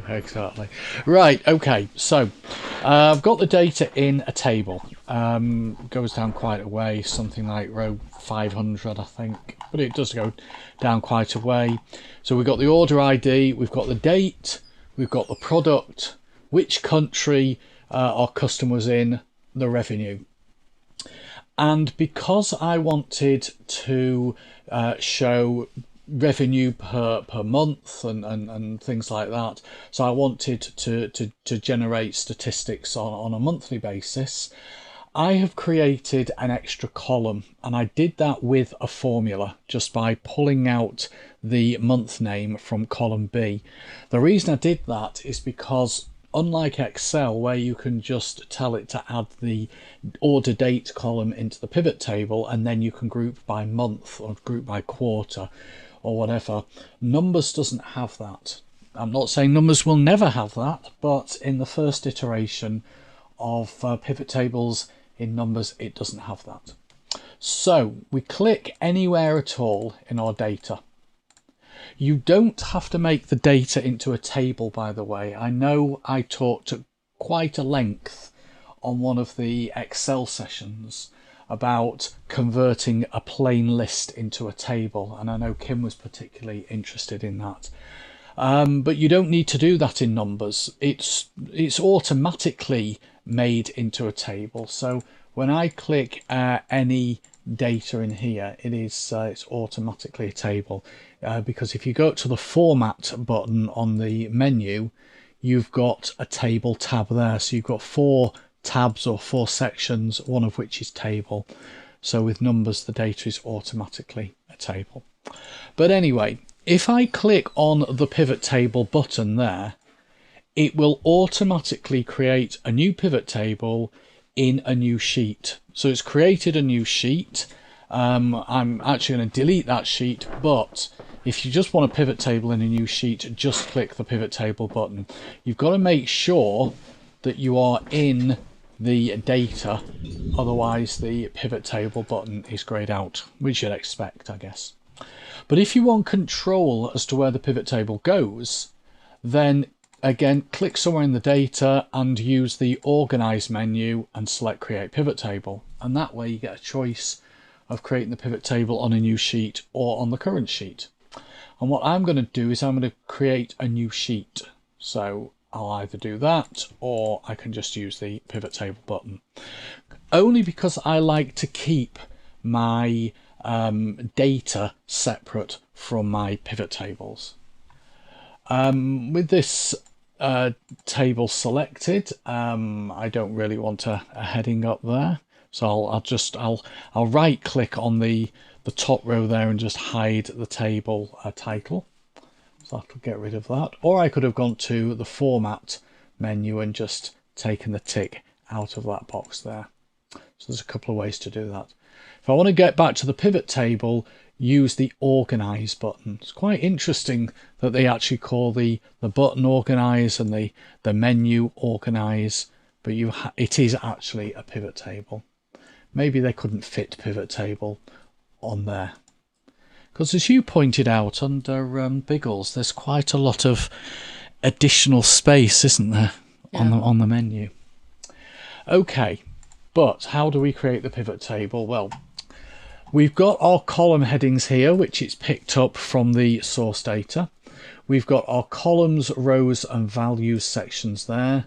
So just like you do in Excel, you drag and drop what you want to where you want it. So if I wanted a pivot table that showed me the countries down column A and the total revenue down column B, then I'll drag country sold to and drop that into rows, and drag revenue and drop that into values. And that is giving us a total revenue broken down by country. It automatically generates the grand total and it puts the pivot table alphabetical on country name. So there's our first basic pivot table. So if I then change my mind and I don't want to see country sold to, I can drag that away. What I want to see instead is product. Of course, I could create, need to put that in rows, not columns. I could create another pivot table instead of showing revenue per product and then changing my mind and showing revenue per country. So I'll take that one out and I'll replace that with month name. So it's a case of dragging and dropping in what you want. So let's drag month name out. I know what some people, when they build a pivot table, they think, okay, let's see what looks best. Let's just go in, create a pivot table, and this is true in Excel as well. You know, go in, create a pivot table, just play around and see what you can come up with. But I think you should have, yes, it's okay to play around like that, but I think you should have some idea of what you want. Otherwise you'll just be dragging and dropping aimlessly until you actually find something that you like. So the boss has said, can you produce me a pivot table that shows revenue per country? So we'll drag country into rows. And can you further subdivide that by product? So I will drag product and drop that also into the rows section, but deliberately put it below country sold to. So that now gives us a pivot table that shows country, and then within the country it shows the product, and for each product it shows the revenue and the total for that country, and then the next country with the products and the totals and the grand total per country, and so on and so forth. And there's a grand total at the bottom. And then you decide, I think this would look better if we actually had the product names as the primary field. So just drag product and drop it above country sold to, and it just switches that pivot table so that the parent, if you like, is the product name and the child is the country sold to. If you want to close these up, you can do. So you can just hide the detail just by clicking on those little arrows, and then expand the detail if you need to see the detail. So what I'll do here is I'll drag product out like that. So that's dragging something into the rows section, dragging something into the values section. But you might also want to drag something into the columns section. For this, I'll build another pivot table. So let's go back to my data, click in the data, and go to Organize, Create Pivot Table on New Sheet. And what it's done is it has created a new sheet. Actually going to delete that sheet. So I just want to try something. I'm just going to click the pivot table button there. Yeah, so that actually creates a new sheet. That's interesting because it's basically saying you're either going to create the pivot table onto the same sheet as the data, or you're going to create the pivot table onto a new sheet. It didn't give me the option to put the pivot table onto the same sheet as the other pivot table. But I could guess I can always cut and paste. Let's try that. Will it let me cut that? Is it going to let me cut that? Maybe it's not. It's not actually letting me select. It's not letting me select anything. Go to Format. If you want to keep everybody entertained while you fiddle, I do still have chicken available. Oh, okay then. Right. You'll have her up here. And then I'll have to pause my Prezzo to take her out. She's fine. Okay, no, it's not letting me select that. So it's I'm going to just keep this pivot table on this sheet. So what I will do is I will go over to Organize, which you can also get to by clicking on where it says Pivot Table Options there. And for this one, I'll drag Country Sold To onto Rows, and I'll drag Product onto Columns, and I'll drag Revenue onto Values. So that is telling us how much money we've generated from selling each product to each different country, with the grand totals there. And then if I decide I don't like that layout, then I'm going to, what I'll do there is I'll drag Product to Rows, and I'll drag Country to Columns, and it's the same pivot table, just twisted around. I then decide I'm going to create another pivot table, which is virtually the same as that pivot table. So what I'll do here is I will copy the sheet, and then will it let me paste the sheet? No, it's not letting me paste the sheet. Why didn't that work? Oh no, duplicate, isn't it? Duplicate the sheet, not copy the sheet. So I'll duplicate the sheet. I can of course rename these sheets, but I will just leave the name as it is, because the reason I've copied the sheet is so I don't have to start the pivot table from scratch. And what I want to do is I want to show not the total revenue, but I want to show the number of orders broken down by product and by country.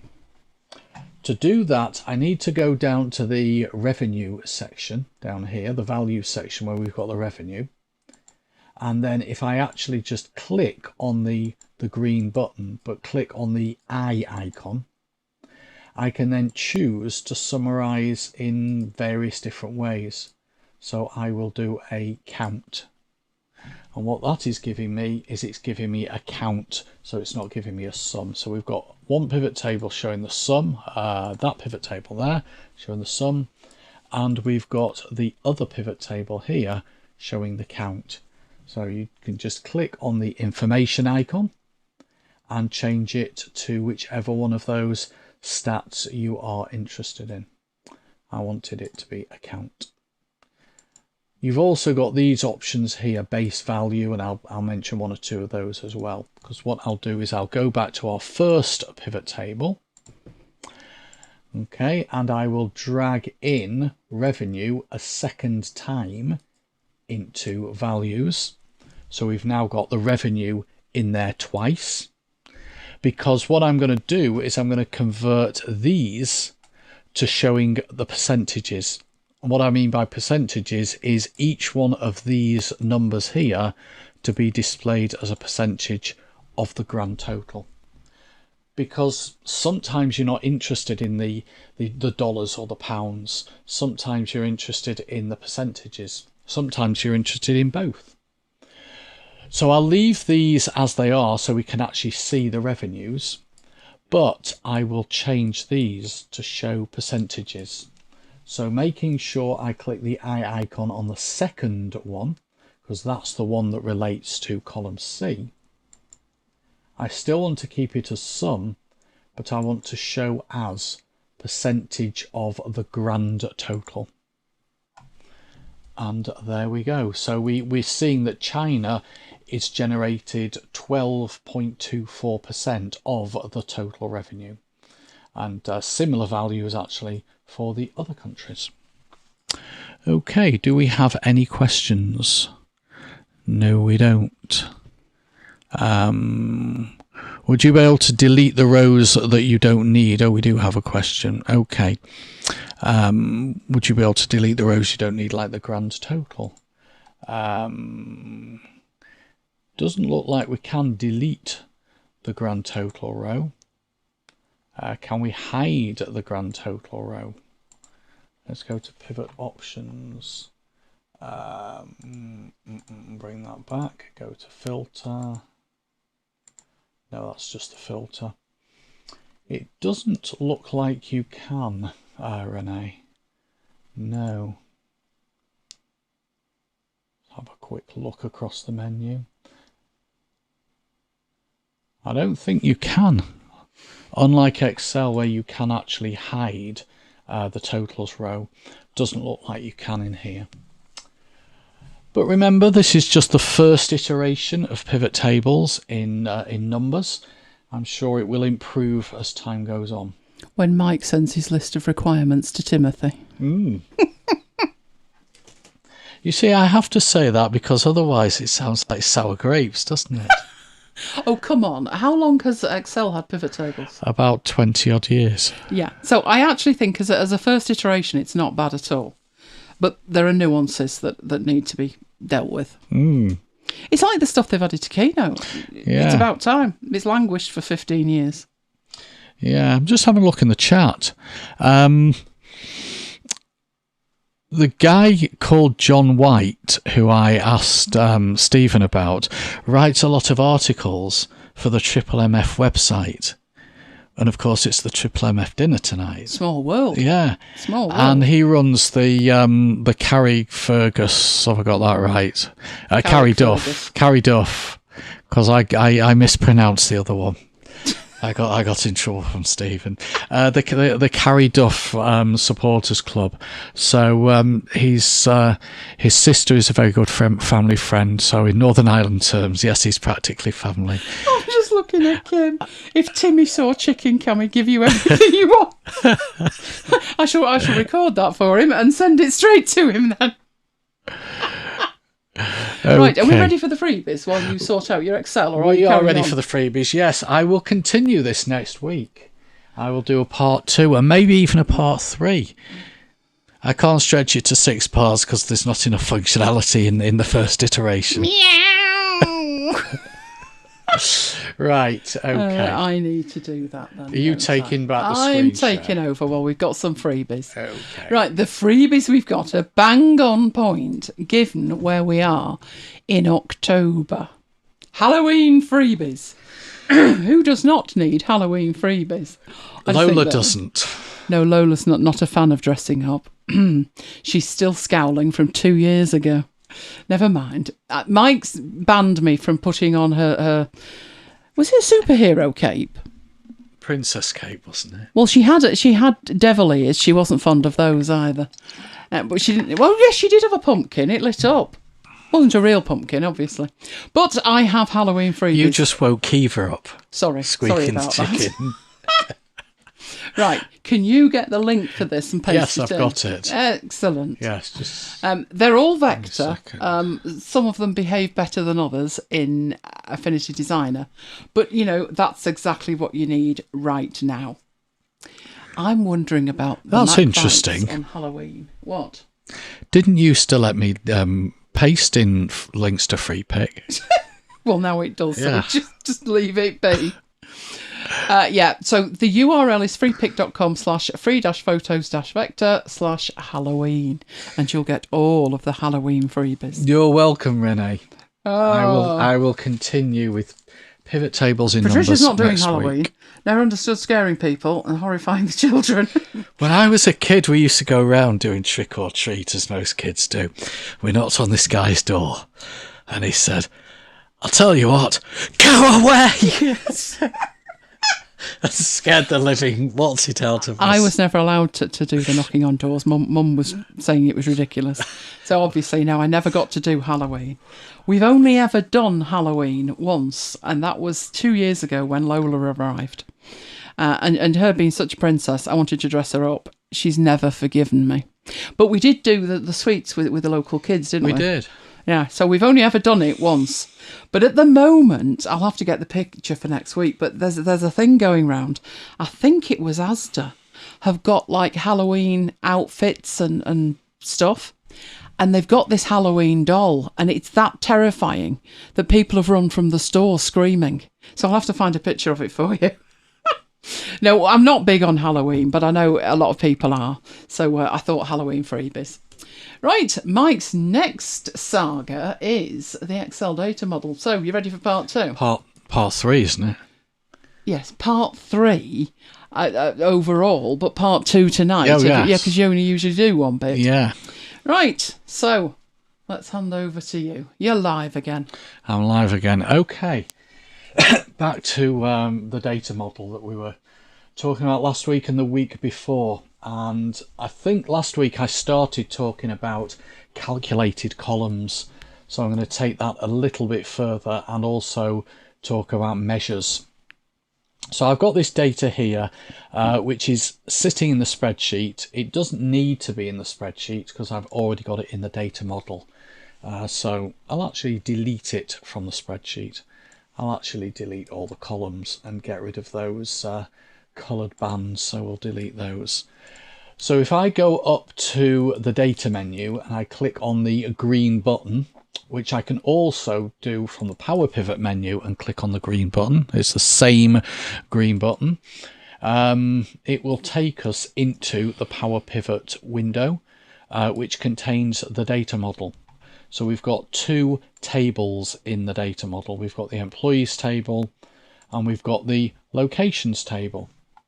And if I click on the diagram view button up here, we can see that those tables are related on office equals a location. So what that means is for each location here in the locations table, there is 1 or more entries that have the same value in the offices table. So we covered all of that in week 1, and I started showing you some basic calculated columns in week 2, which was last week. So just to remind you, let's say on my spreadsheet, let's just minimize this. On my spreadsheet, I wanted to create, say, a pivot table that showed monthly salary, not annual salary, but monthly salary per, what should we have? Monthly salary per office. To do that, I need to create another column which will contain the monthly salary. So I'll double click where it says add column, type in a heading, and then create the formula. And the formula is created in this formula bar here. Start with an equal sign, just like you do it in Excel. But instead of A1 divided by 12, it will be salary divided by 12. Now you can either start typing the word salary, and up will pop a list of the column names in this table that begin with SALA. And you've got salary on its own and you've got employees salary. It doesn't actually matter which one you pick. Obviously employees salary is there because the table is called employees. So that's one way that you can put salary into the formula. The other way is with your cursor in the formula bar, click on the column heading that says salary, and it puts the heading in to the formula for you. So it's a way of building up the formula without having to type too much in. But salary divided by 12, press enter. And we now get the salary for each person. We can format that column, make sure it's selected, and then go and format it. Let's say we want to knock off some of the decimal places. Can't save those changes back to the data model. Why not? I think I was too fast for it. Yeah, it seems to be working now. I think I was clicking too fast and it was trying to catch up. Okay, so that's one formula. Let's say I wanted to display what could we have? Let's say I decide to change the no, I know, I'll have another formula. So this time I want to work out somebody's bonus, or I want to work out, no, what I want to do is work out whether and show whether somebody gets healthcare paid for by the company. So I will add a new column and I'll put healthcare.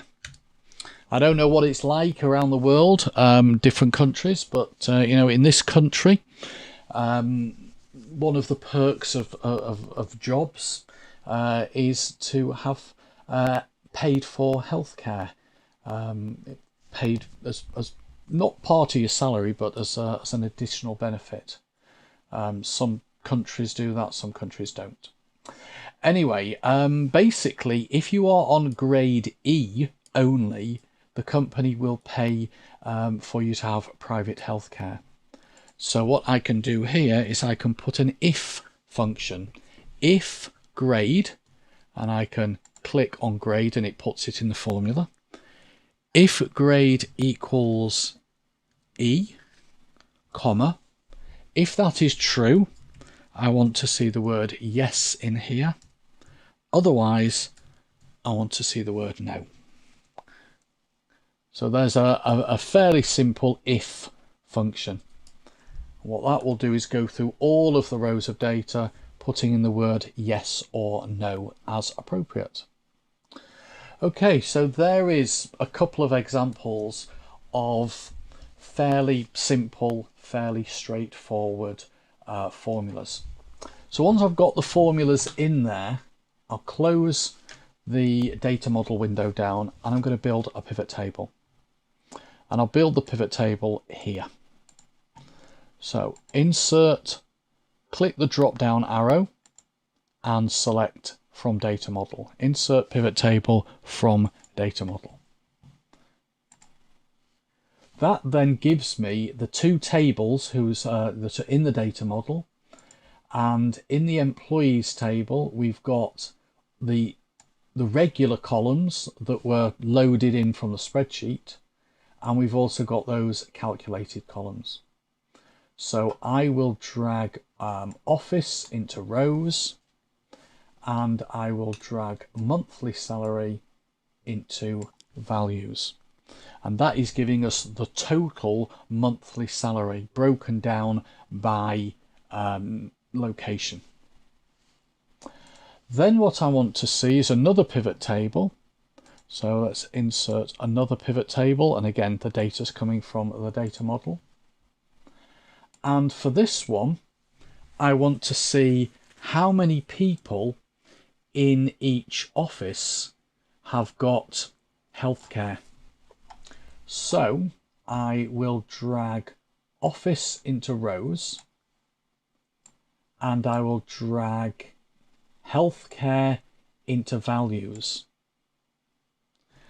And what that will give us is the number of people in each office who've got healthcare. So what it's doing is it's counting the number of values in that healthcare column. Then I decide, don't really want to see that information, not interested in that information, so I'll delete that. So it's very simple just to delete a pivot table if you change your mind. Okay, so there is one pivot table. Now, we also sometimes want to see just a single value, just a total. So let's say over here, I wanted to see the total revenue. Now, I know I've got the total revenue here. Not revenue, sorry, salary. I've got the total salary there for the month, but I want to see it over here. So what I'm going to do is I'm going to build another pivot table over here. So insert pivot table from data model. I'm going to drag in the monthly salary and drop it into values. And that will give us the total monthly salary. No other detail. So sometimes you don't need to see the detail in a pivot table. Sometimes you just want to see one figure. Then I'm going to go over here and put a heading that says total monthly salary. And in H1, I'm going to reference A13. So you can see whatever's in A13 gets pulled across to here. So sometimes you actually use pivot tables as the means to an end. The end is this here. We want the total monthly salary. In the real world, I'd probably put this on a different sheet. But I actually want just to generate it via a pivot table and then just pull it into here. So what I've actually done, if I actually go back to the data model, what I have done is created an extra column to calculate the individual monthly salaries and then use those monthly salaries in two pivot tables. But there is another way of doing this, and that is to create what are called measures. Okay, now let's just go back to the pivot table. If you created a calculated field, which is what I just did, you can add that calculated field to any of those areas of the pivot table. So if I wanted to drag monthly salary into filters, I could do. If I wanted to drag it into columns, I could do. Rows, I could do. And values, I could do. Most of the time, though, if you're working with totals, you're going to be dragging the column that you want to generate the total of into the values section. But if you don't actually need to see, where's the data model? If you don't actually need to see the individual monthly salaries, there's another way to do what we need to do, and that is to use measures, which is a special type of formula within pivot tables. So I'm going to delete that column, just right click delete. I'll also delete that healthcare column, get rid of that one. That was just to show you an example of an if. So instead of actually creating the individual monthly salaries, I'm going to do it a different way. I've lost the monthly salaries from that pivot table. I've lost the total monthly salary from this pivot table because I deleted the monthly salary column, so it means it's no longer here. So what I do instead is I go to Power Pivot, Measures, New Measure. I give the measure a name, so I will call the measure monthly salary, name it what it's doing, and then create the formula, which is going to be sum of monthly salary. Why isn't it picking it up? Oh no, it's not monthly salary because I deleted that, isn't it? It's sum of salary divided by 12. Okay, sum of salary divided by 12. So the idea is you don't need that extra monthly salary column. Over here, there is the measure. The FX tells us it's a measure, and measures can only be added to the value section. If you try and add a measure to the rows or columns, it won't let you do it. Measures can only go in the values section. So we've already got the measure in here because I was in that pivot table at the time I created the measure. If I go to this pivot table and add the measure into the values section, then we get exactly what we had before. So if you're thinking, why have we done the same thing in two different ways? Because we've ended up with the monthly salaries for each location and the overall monthly salary. It's actually making your file smaller.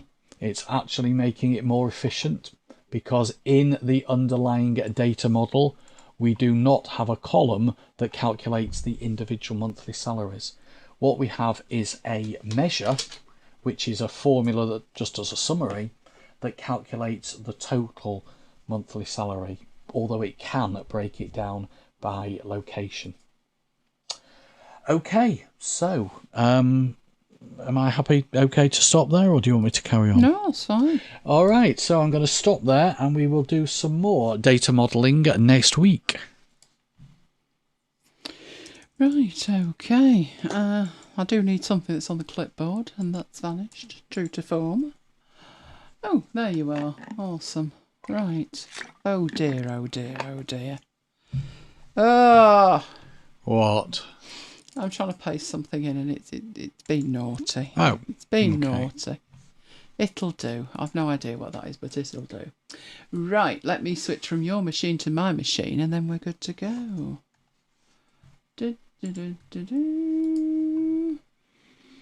This thing will be the death of me. I swear it will. Tell me about it. Yep. Right. We're switched. Right, mastering Scrivener. Who's still awake? We are on to compile, and we are on to part 2 of compile. So, doing 2 things specifically today. We're making a manuscript of a full book, and we are making a paperback of the same book. Right, I'll be showing you along the way some of the issues that we've got. So, first of all, it's the new compile we're using. Now, although we're 4 years on from the release of version 3, we're still calling it the new compile. That's because there's a lot of stuff that's moved, and writing a book is not an undertaking that can be done in 5 minutes. So it could be that you're working with a file from version 2, like I was, wasn't I, Mike, when bad words were said? Yes. Yeah. Yes. So Very the bad fact words. that it's a new compile is important. And as I say, we're going to look at a manuscript, which is an unfinished piece of work. So it's in the work in progress. You will pass that off and then bring that back with revisions in it. So obviously that's more of a work in progress, and you could be producing 2, 3 or 4 of those. The paperback would be the finished product at the end of it. So we'll look at both. Okay, so first things to think about. Right, I have 2 files here. This is the file I was going to use, this file, which is called A Christmas Carol. And as you can see, it was based on a template. I've added to it, I've added content, I've added notes, but running through the thing, there are instructions. And this is where I came a cropper with it. So I took a decision from a demonstrating it to you perspective that I don't think I would have taken if this was my book. So what we've got in here is it gives you some instructions in the novel format, which is this part here.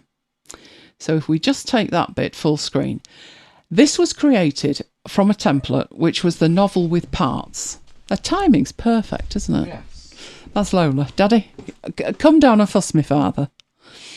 So it was about this template, and it gives you the instructions about the template. So this stays with you. You can delete it if you want, but it gives you information. Then there was the manuscript, and then everything within that manuscript I actually added as content. As you go down, there are character sheets, and places within the novel. There's also front matter, research. So there's sample outputs, there's research notes. What I've done with this is put the entire text of all of it in there as a backup. And I've also got the illustrations for when we're looking at books that will have illustrations. And I have the actual illustration, I have the information about the illustration, I've got the passages that were illustrated and any references. So there's a lot of information in here. So the first thing to remember with compile, and we've got templates as well, and the trash, of which there is none. The majority of the work in here probably won't be compiled. That's why Scrivener assumes that it's the manuscript that will be compiled. That's what it assumes. You can compile other than the manuscript. You could compile the research if you wanted, but just generally speaking, what Scrivener is expecting is that it would be the manuscript that was compiled. Now, why this is an issue that this was made in version 2 is as you work through it, there are places in it where it gives you information and tells you how things work. So I'll give you an example, and you should probably always do this because when you create the file and you base the file on a template, 3 years later when you've written your magnum opus and it's ready to publish, you're not going to remember which template it was. So in here there are notes to remind you. So this front matter section, this is where you would have different types of format. So if it's a manuscript, we've got this, and if it's a paperback, we've got that, and if it's an ebook, we've got something else. Now, the interesting point in here with all of these is when you look at the title page, you've got some codes in the middle. And there's some information over here that tell you how that works. And the problem that we've got is that's not how it works anymore, because this was made in version 2. So rather than try and wade through this entire document and retrofit information about version 3, I very quickly, and this was about 20 minutes before we got started, I created another version of it in version 3. Now, should you do that? Well, it's completely up to you. It's not difficult to do. I just said File, New Project, and I got the fiction novel template and said New. Obviously, that started me off and I had no content from my book, but it was very easy to go into here and grab everything in the manuscript, drag and drop it from one file to another, which is what I did. I also took the characters, so I opened up the characters, grabbed the characters, drag and drop, places, drag and drop, and I was done. I would have taken the research, etc. Now, why that's important is in here, when you look at the front matter, you've got your manuscript format, title page, you've got your paperback, and you've got your EPUB. The title page in here had notes over here, but these notes are different than the notes I had. So I didn't find it too difficult to just make a new version of this and drag and drop everything across. Whether you would choose to do that or you would choose to use the old version and try and update it yourself, completely up to you. But I took the easy way. It took me less than 5 minutes. So now I know I've got a new version of this. There are things I would have to consider as to whether that's a good idea or not. If I had changed things, so if we'd gone into here and we look at this, so we're looking at Scrooge. Down in the bottom, I have ideas, notes, character notes, chapters, scenes, and demo. If I go to the new version I've got, that's version 3, and I look down here, I've only got the character notes. I don't have the other things. So I might have to, there are things I would need to do beyond just dragging and dropping if I'm going to do that. But the sole reason I did that was because I'm doing a demonstration, and this information here is critical, because without it you'd be looking at these and thinking, and what are these and how are they going to get translated? What's going to happen? So that's why I did it. All right. these are placeholders, and you will find them. You can use them yourself, or you will find them, like in this one, which is the title page for a manuscript, already there for use. They are changed out for information at the point that we compile. But swapped out for what? Now, the old instructions were, if you go to project, you will see metadata. And if that's what you try, it's not there. And it's not there because they've moved it into the new compile, which is good and bad. It's good because it's probably the right place to put it, but it's bad if you don't already know where it is, because at the point you're trying to work out what you're putting where, you've not done the compile. So what it's saying is, this is the title page of the manuscript. The section type is automatically sent to front matter, and the metadata pane of the inspector allowing the title page to be formatted differently from all the body text during compile. So that was when we looked at compile, which we can do very quickly now. We said there were 4 sections to compile. First of all, what output do you want? Secondly, what format do you want? So is it a PDF? Is it an outline? What is this? Then we've got the section layouts. This is what things look like. And then finally, we have part 4, which is where you can tinker and set things manually in terms of, for example, what you are compiling. So all of that's the 4 parts to compile. So what this is talking about is, at the point we compile, anything that's in these angle brackets will get updated with predetermined content. But where is it? And that's why the old way of doing it, you set that up first. That makes sense. But I guess it also makes sense that you would set that at the point of compile. So in essence, they've moved it from being one of the first jobs you do to being one of the last jobs that you do. You just have to remember to actually do it. So where are they and how do you change them? Well, certain things it's already picked up. It's picked up my name. It's picked up my email address. The system knows about that. Scrivener knows about that. But other things you would need to set. So the address and the phone number you would need to put in. You'd need to put in the agent's name and address. But up here we have a word count. That's going to be automatic. But then after that it's going to have the word words. So in essence we need to know, where on earth is this? Where's this coming from? Now, we'll see it when we go into compile. So it's saying that the project title and the full name will get replaced with metadata information that you can set when you're compiling. But what I'm saying is, previously we did it a different way. So the instructions in a file that you may have may be out of date. So just check that before you head off.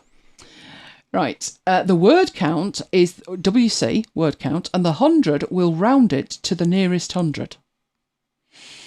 And as it says, this and other tags can be inserted from the insert menu. So you could go in here and you could put something else from the insert menu up here. We should have, we've got numbers. You can automatically put numbers in. Here's your draft word count. You can put that in as exact or rounded to a certain number. The draft count, so you can put that information in from here. Oh, what did I not shut you up? You definitely need to go away. Patricia says she's grateful to you for posting this later with timestamps, so she can come back and watch the series all at once when she's ready to compile. Good grief. Good, I'm glad that's useful. Right, so it will automatically find information. I'm going to show you where that information is. It doesn't matter in here, up to a point, what you select. I've set it to PDF. But in terms of default or different type of document, whatever you select in here doesn't make that much difference in relation to your metadata. Your metadata is over on the right hand side in the 4th part of this, and this is where it's coming from.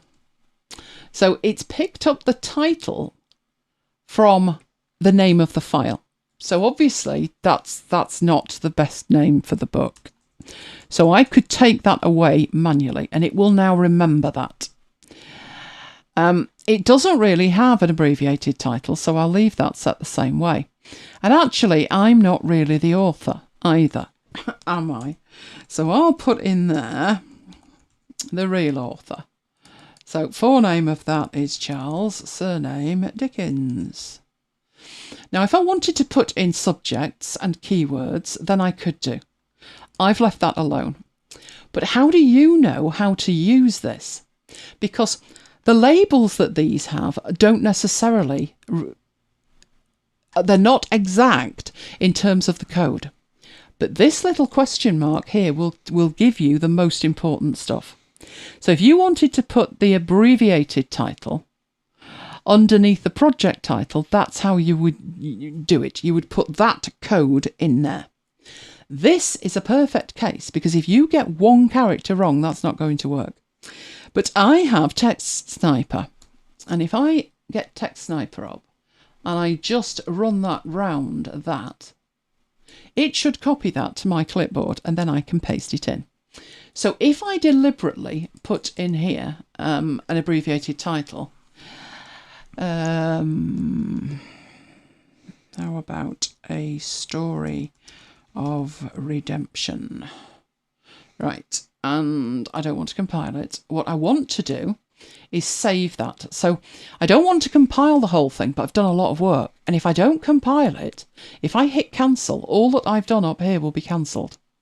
But if you hold the Option key down, you change the buttons, you get a reset that will reset what you've done, or save and close it.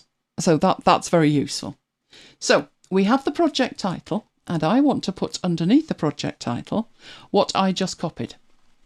So I'm going to get the abbreviated title underneath there. So that's where these codes are. And if you see any of these codes dotted about, one way to find out what they all are is to go into the manual. So open up the Scrivener manual. There's the Scrivener manual. And just search in there for codes. And it will bring it in. So postal codes, placeholders basically. These are all the placeholders that you've got that you can define, and then they will automatically pull in. Is it better to define them as use placeholders and then define them? Well, it is. It will update everywhere in your project. So those are the placeholders, and we have got some of them in here.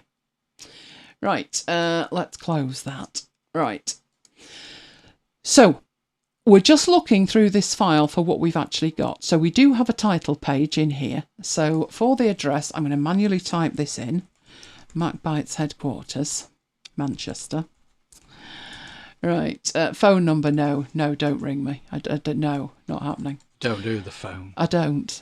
Do you know, I've got it on permanent D&D and it's fabulous. It's like a new device. Instead of it pinging, binging and just generally making a noise, just sits there quietly until I want it. Do you want to be my agent, Mike? I'll be your agent. There we go.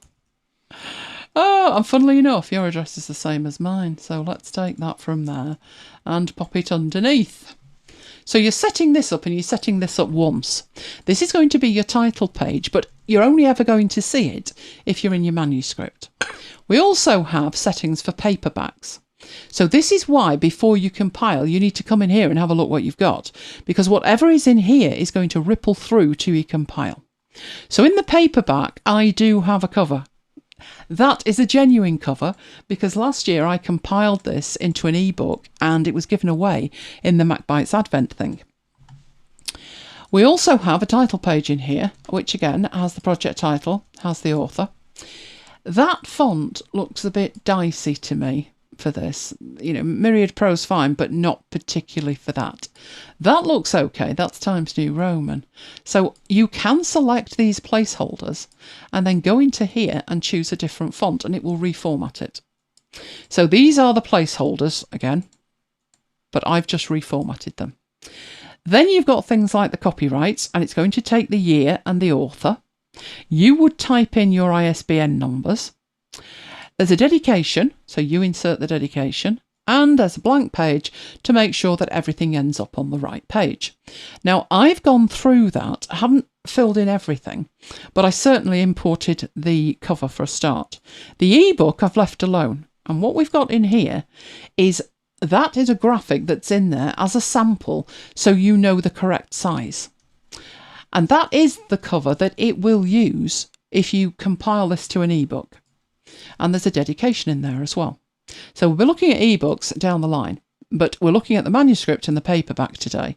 So everything that's in here needs to be set correctly for when you compile to it. So we will start by compiling a manuscript. But before we do that, we need to see exactly what we are compiling. So in the manuscript that we've got here, there is a preface. And you'll see that this is my preferred font, which is Avenir. And that Avenir works all the way through this. I've even got some links in here. So these are the staves, the individual chapters of this book. And if I click on 3, it takes me through. It opens up another view and it gives me the 3 things that are in that stave. And then I can read them. I also have over here the entire stave, of which there are 8 scenes. And if I look at the actual text, again, it's Avenir. And it's plain black on plain white, but it could be purple on pink spots. It wouldn't matter. This is the thing that trips up a lot of people. It looks like this, and this doesn't look like a manuscript, nor does it look like a paperback. No, but it will. However we have this in here is totally irrelevant in terms of the output. It's going to take the words themselves, but it's going to reformat them so it looks like a manuscript, and then we'll do it again and it will look like a paperback. But I'm just pointing out here, how you have this in here doesn't matter. So if you prefer a bigger font, a smaller font, whatever you want to do with it, it really doesn't matter. So the entire book is in there. And it's all contained within the manuscript. Right. There's a couple of mistakes in here, though, that we'll see when we compile it. And then we'll do it the right way. So it's very easy to compile. File, compile, or Command Option and E. Right. We can see it's retained this information over here.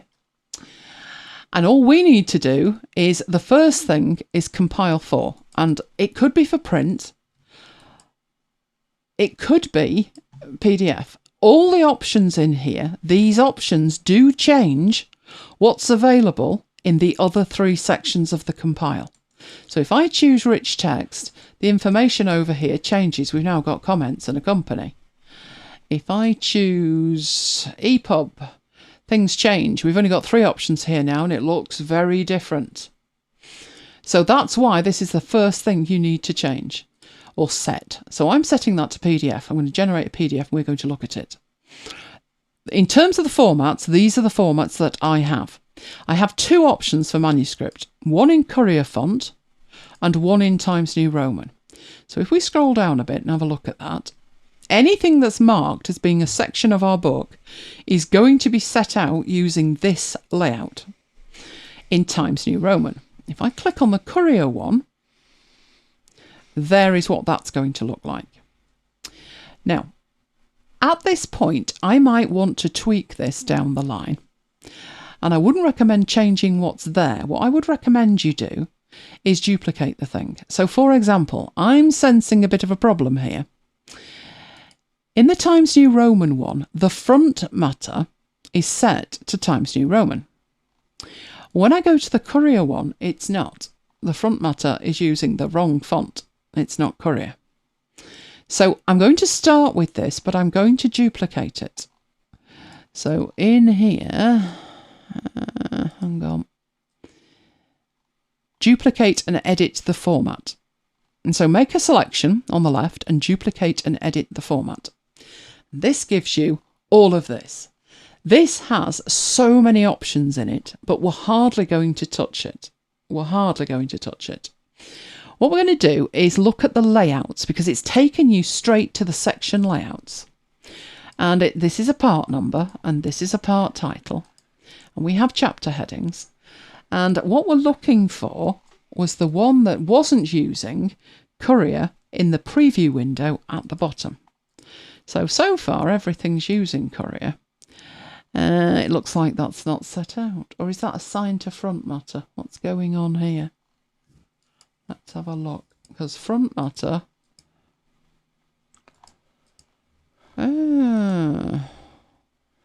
maybe it will work. Who knows? Because as I'm looking at this new page is assigned to front matter. So it looks like it might work. Well, we'll see, won't we?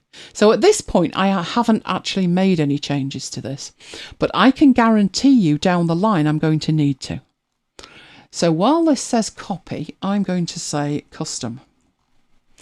I'm going to need to make changes because I know if I compile this, there's certain things missing, and we're going to fix that down the line. But at the moment, it's going to take everything that it's going to do and save it. So we have our own custom format. Now notice what's happened at this point. Now we've got 3 groupings in the format. We have default at the top, and then we have project formats and Scrivener formats. My custom format is only available in this file. So it's a project format, and I'm not going to make any changes here. Although I might, can I do that in here? I see what it's doing. It's allocated new page. So I'm looking at the front matter, but it's saying it's the new page layout, and it's saying it's used by the front matter. So we'll see if it compiles properly or not. The next thing to do is start on the right hand side with what exactly you're including in your compile. The easiest way to do it is to compile the manuscript. The second easiest way to do it is to say compile the selection. And the difference between the two, if all of your content is self-contained within the manuscript folder, that's the easiest way to make a selection. You don't then have to make a selection prior to compiling. But sometimes there are some files and your content, you only want part of the thing compiled. So if you remember back to the MacBites file and the email generator file, I don't want every email I've ever sent compiled, I just want one. So I set that to selected, and then all I have to do is select the one I want and then hit compile. So in this case, I do want the entire book. So I quickly check in there that everything's got a tick in it. The other thing that I need to look at is I have the individual scrivenings in the column next to the ticks. On the right hand side, I have the section type. And what you do is you map the content, an individual scrivening, to a section type. And a section type is, as you can see, oh, that's a chapter heading and that's a scene within the book. And this is front matter. So that maps the content to a specific section type, which in turn is defined in this middle bit here. This defines what each section looks like. So you could have all kinds of things in your books. Let's say you're writing children's books and you want a different font in it. You could define that. So you could have an adult version of a book like a Harry Potter and a child's book, just with different layouts. You could also, when you're doing a manual like I would do, you can allocate a kind of summary at the end or an exercise to a specific layout. So it's incredibly powerful. It'll make more sense when you've seen it. Right, the next thing that you need to do in here is add the front matter. So you can take the front matter away, or you can add the front matter. It needs to know where the front matter is coming from. So in here we have front matter items. And we have all of the front matter for a manuscript or a paperback or the ebook. So I'm just pointing it at the moment to the manuscript format and picking it up from there. You could also have back matter, which we don't have in this file yet, but we will in future weeks. So we're very simply just picking up the one item, this title page, in the manuscript format folder. And that's it. Right, the next thing to look at is the metadata. We already know about this metadata. This is what's going to convert placeholders to actual data. Then we have automations. So if you've put footnotes in, you have an option to remove them. You could export the inspector footnotes as endnotes or the inline footnotes as endnotes. What is ticked is to remove comments and remove annotations. If you've struck through some text and you don't want that compiled, then you can put a tick in that box. One of the ones that I find incredibly useful is remove the trailing white space. I try and take it away, but sometimes there's a carriage return in there and it knocks it out. So I say remove any trailing white space. You can add printers marks if this is going out to print, just like you can in Affinity Publisher. You can also choose to remove the highlighting or any text colours or the hyperlinks, because if this is going to print, a hyperlink isn't going to click anyway, is it? Not unless you've got a magic chicken with magic paper, it won't work. You can like the ants paper. Like the ants paper for the marching red ants. Somebody did genuinely once ask me, does that print out? And I just looked and I thought, how do you answer that one? And I laughed and I said, only if you've got special paper. And he wrote it down. Bless. Oh, it's all right. His colleagues put him right. We had a laugh that day. You can convert the markdown to rich text if you want to. Now, what that means is if you've marked something as hash, meaning this is a level 2 heading, it will convert it to a level 2 heading that looks like a level 2 heading without the hash in. So there's lots of things in here that you can do. Those ones are the minimum, I think. Then you've got this magic thing that we talked about, and you said to me, oh, you've got to let us see that. You've got to let us see it. So what this is where you replace X with Y at the point of compile. So I'll do this when we do the paperback. I will show you this, but in essence, at a very simple level, if you have called your protagonist, Ebenezer, and now you've decided that no, I want him to be called Scrooge all the way through it, or vice versa, I've called him Scrooge and now I want him called Ebenezer. You could do a copy and paste, you could do a find and replace, or you can do it manually, but one might slip through. So particularly if he was called Ebenezer Scrooge and you've now decided that you want him called, Tim Cook. You could do that manually, but there's a danger that one will slip through. This is your belt and braces to make sure that doesn't happen. You will choose to replace Ebenezer with Tim and Scrooge with Cook, and that'll solve the problem. You can do this, which is far more clever, more detailed. With regex, you can make it case sensitive and you can make it the whole word. So it's quite advanced. But we will come back and we will do this. We will do this today. The last thing in here is the cover. And at the moment, there is no image in the front matter folder for this because you don't need a cover on a manuscript. But we will see down the line that magic things happen and that will all automate itself. You will notice at this point, the only change I made was in here to take out the white space. I didn't make any other changes. I'm pondering whether I will need to make any changes to this front matter. I don't want it in that format, but I think that will sort itself out at the point of compile. So you could follow along with this because this is a built-in compile and all you need to do is hit compile. This is the Christmas Carol manuscript. So what I'm going to do is make a folder. And what I do there, that's OTN on the night. So this is the live demo I created and it's the A Christmas Carol manuscript. And when it's compiled, I want you to open it in PDF Expert so we can have a look at it. That would be good. So let's export it. Now I think it's about 100 and odd pages. 132 pages.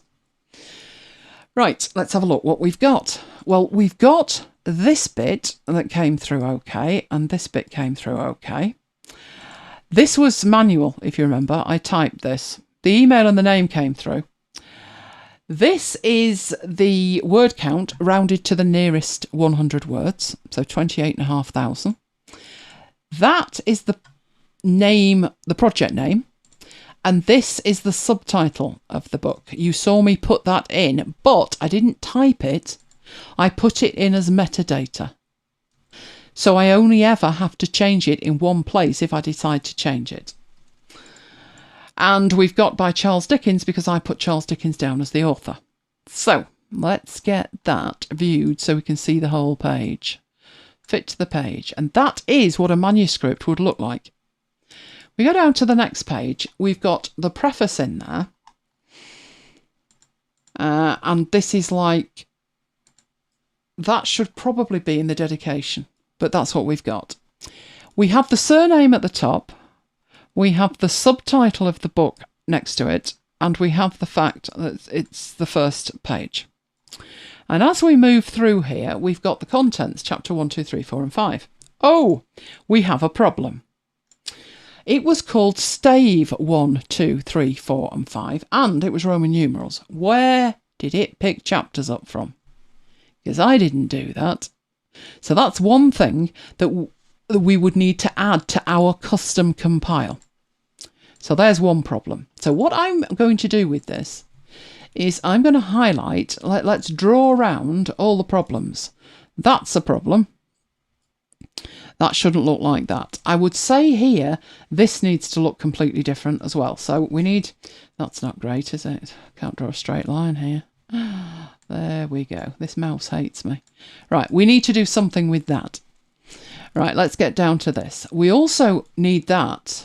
I think I'm drawing a square. That's my problem. Why don't I just make it a square? But then I don't want to fill, do I? That's better. Right, so that's another issue. That should be corrected. I actually think up here, I don't want the subtitle either. I'd rather have the book title. So what I'm doing in here is I'm not going to go into the compile and start fiddling until I've gone in here and seen that everything that I want changing. So if we go through a bit, this is just the content. We do have that. That is marking a scene transition. So if I were to look at this in here, a Merry Christmas, Uncle, that is probably going to be in here. Fred's visit. There we go. A Merry Christmas, Uncle, God save you. So that's a scene change. And that is the separator for a scene change. It might be you don't want one of those. If it's, I mean, in a manuscript, it's fine, but you probably wouldn't want it in a paperback. So you would work your way through this, and obviously there's spelling mistakes and all other kinds of things, because this is your manuscript. But I'm looking for when there's a new chapter, so I'm looking for the next chapter. There we go. And we can see in here, we've still got the problem that that's a stave, that should be dealt with. But it's starting at the right level down the page, and it's using Courier font. So I will save that file with my annotations. So we're going to use that next time to work through what changes we need to make to the compile. But it's in Avenir, in whatever colour I like, with whatever highlights I like, with whatever background I like, in Scrivener. But when I come to compile it, it can look like my editor or agent wants it to look like. So that's the thing to remember with the compile. It can look totally different at the point of compile. Right, the next one we're going to do, same content, but this time we want it to be a paperback. So back into compile, and I've got two options for paperback. I've got the smaller paperback and the larger paperback. I think we'll go for the smaller one. But again, I know I'm probably going to need to make changes with this. So I'm going to make in here, I'm going to duplicate and edit the format. And again, where it says copy, I'm going to say custom. And that's going to be mine. Now, again, I'm not going to make any changes in here. That's for down the line. It looks complicated. There's a lot to go through, but it's not as complicated once you understand it as you would think it would be. But all I'm doing at the moment is making a custom one and coming out of it. And then I'm going to work across with what I'm making. So again, I want to create a PDF of this. We're going to have this in front of us in 5 minutes' time. And we have the paperback over here that's custom. Again, I've got this front matter saying it's going to be an Avenir, but I don't think it is. We can deal with that if there's a problem. So I'm looking down here. That's more like a paperback. I've got a paperback on my desk, and it definitely looks like that. In fact, I already had the ebook of this, and I decided I'd get the paperback. Well, apart from the fact it smells like a book and it takes me back to my childhood, I've got to admit, whoever thought that this was a good idea in terms of the size of the print wants locking up. So let me try and get it so you can actually see this, what this paperback looks like. Is it me or is that tiny? Tell me that's not me, it's just tiny. But that's what that paperback looks like. So it is quite tiny. It is a serif font. This doesn't have much in the way of diagrams either. It's just very wordy. Or as Mike and I would say, it's wordy wrapping hood. It's very wordy. Very, very wordy. But that's what a paperback looks like. And that looks like what we're going to get here. We still need, however, to work through, despite the fact we've already said PDF and paperback, and we've looked through the section layouts, we still need to go through everything that's on the right. Starting with, what are you compiling? Well, I do want to compile the manuscript, but don't get confused. This is the term manuscript to mean what you've written. Or was it, not the two Ronnies, the other one. Morecambe and Wise, the play What I Wrote. Yeah. Ernie was always writing a play. The play What I Wrote was what it was called. So this manuscript, we're talking about what you've written. We're not talking about the format. The format is on the left and that's set to paperback. So again, this is all the things we need in here, but you need to go through it and make sure that it's the right stuff that you've got, and then look at the front matter. We've got that set to paperback. We didn't change that. How did it know? It knew because we selected paperback on the left and it sorted out on the right. And in there, we've got multiple pages for the paperback. The metadata should be exactly the same. Then we've got the clever magic removal stuff. So I'm leaving that the same. We are going to come back to this. It's the last thing we're going to do today. We'll turn him into Tim Cook. And then we've got the front cover. Whoa, where did it get that from? Right, it got this because it's the first image in the front matter folder. But you could, I think that's the one, I've also got a cover one in there, which is something entirely different coming from somewhere else. So I could choose it manually, or I can leave it set to the first image, and that way it will always be the first image, even if I update it. And again, all we need to do, we've not made any changes, we've just talked through some changes, is hit compile. Right, this isn't the manuscript, this is going to be the paperback. And again, we want it opened in PDF Expert so we can see it. And now we have our paperback. So there's the cover that we've got, and there's the first inside page. Then we have the copyright page. Then we have the dedication. Now, obviously, that says insert dedication here because I didn't insert the dedication. So that's one of the things we need to change. That's going to need to be dealt with, isn't it? And I guess we're going to need to either put in the ISBN numbers or take them out, one or the other. Right, then we've got the preface, which looks an unholy mess. So we could probably do with dealing something with that. And if that looks bad, the contents are even worse. So that's going to need to be dealt with. So although they give you these presets, with your particular work, you might need to make some changes. So I'm just highlighting in the PDF the changes we're going to need to make. But when we get onto the first page, that looks like a paperback. It really does. The width of it's right. At the top, we have Charles Dickens on one side and A Christmas Carol on the other. And when we get to the second chapter, where are we? Around the 30-page mark. There we go. It pushes it down the page. It puts a 2 in it. And it carries on with the story. And I think that's going to prove to be absolutely fine. And at the end, we just have the end of it. So Scrooge was better than his word. Oh, we've already got a Tim. We've got a tiny Tim, haven't we? Oh, yeah. Yeah. I'll call him Timmy, not Tim. Not Tiny Tim. No, we'll have Timmy. That'll work. Right, so there's our book. Now, you can see in here If I go up here and I start doing a search, if I search for Scrooge, we should have quite a few mentions of Scrooge, shouldn't we? We have 362. Right, what if I typed in Ebenezer? How many of those have we got? I need to get rid of Scrooge first. Oh, I actually have to manually do it. Oh, how quaint. Right, only 7 for Ebenezer. So we're only going to have 7 Timothys then, aren't we? Or Timmys. Right, that just tells me that when I've done this, if I don't have the same number of cooks and... Do you know, couldn't he call himself something else? Because there's a cook in this book as well. There's a housekeeper and a cook. I could end up with more cooks. But too many cooks spoil the broth. Anyway, it just gives me an idea of how many changes I'm looking to make. But that's what we've got this time. So I'm going to save that. That I'm going to use next time when we edit these things. But I'm going to show you that feature that you were all desperate to see.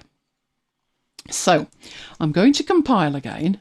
Doesn't really matter what for, but we'll leave it set to paperback. And in the changes in here, this is where you add your changes. So you don't have to, when you're working, you can leave it set to Ebenezer and Scrooge, or you could actually have it as Tim and Cook, and then change it to Ebenezer and Scrooge on the output. It's just to save you making any changes when you're working, or to pick up anything that you might have missed. Those are the 2 reasons to use this. So you add in your first one and you literally just tell it what to replace. So if there is Scrooge, replace it with, and I'm going to call him Cookie, just because there's a cook in the book. That's most unfortunate. Right, I don't particularly need to think about anything else with these. It's going to be where it's capitalised. Does it need to be case sensitive? No, not in this case. I don't think it does. But for some of them it will. And the other one is Ebenezer. Ebenezer. So wherever we find Ebenezer in the text, we want that replaced with Timmy. Timmy Cookie. Oh yes, it's going to work well, this. And that's all I need to do. So as I say, you've got to be careful with it, because you don't want, as we found with Cookie, you don't want to replace it with Cook and then that cause a problem further down the line. If you were going to change it to like Cookie, you might have to think, if you're going to change it to Cook instead, you might have to think about only the whole word. So if you were changing Cook for something else, you'd need it to be the whole word, but that could be quite dangerous if the word Cook is in there. Who remembers Kindlegate? Do you remember Kindlegate? No. It was something to do with... every time the word Kindle was in a book, it was changed to Amazon Kindle, which was fine until there was this book about going camping, and it said that the kindling fire, and it was changed to Amazon Kindle. Yeah, didn't quite think about all of that. But I think for what we're changing, it'll work absolutely fine. So everything else is the same. I'm just going to hit compile. And it is a paperback, but this is going to be the Timmy version. Right, and export that. It will then open in PDF Expert. And instead of Ebenezer, we should have Timmy. So shall we start looking through the book? Right. Marley was dead to begin with. Blah, blah, blah. There you go. Cookie knew he was dead. Of course he did. Oh, indeed he did. So if I look in here now for Timmy, there we go. So we have 7 Timmys, and if you remember, we had 7 Ebenezers. If we put in Cookie, who remembers how many of those we had? We had 362, and we have 362 cookies. There we go. Oh, Renee says, this way, I once ordered a detective book with my own name as the main character.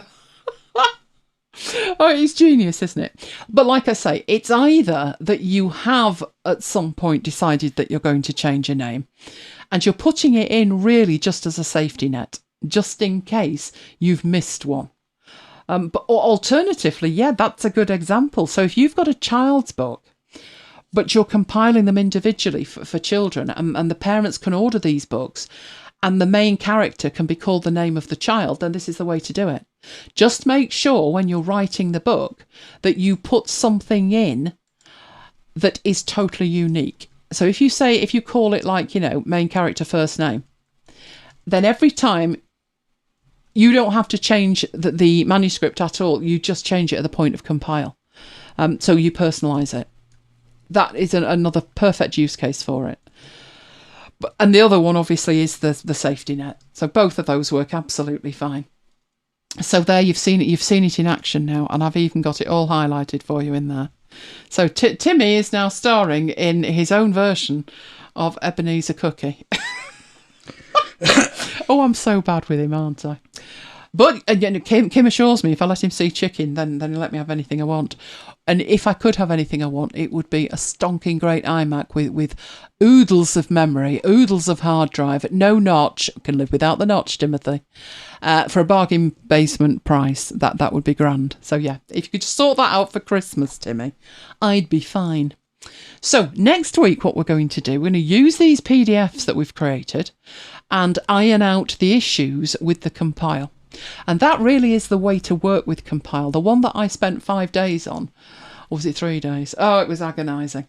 You were tweaking, compiling, and every time you were working through the PDF and marking up what wasn't right, and then going back and attempting to fix it.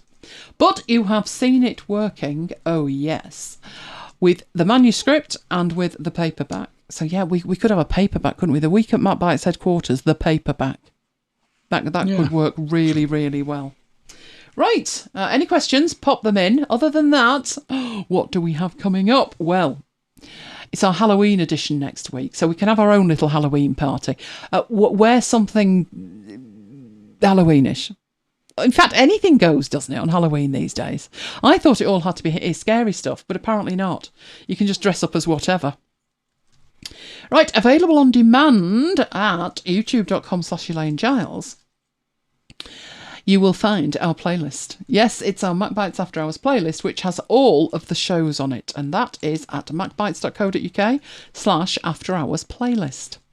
It is our intention to get a new MacBites premiering on Tuesday. But given that the last one wasn't out till Thursday, it might take us till Wednesday. Who knows? But we'll let you know when it's ready. When it is, it'll premiere on MacBites FM.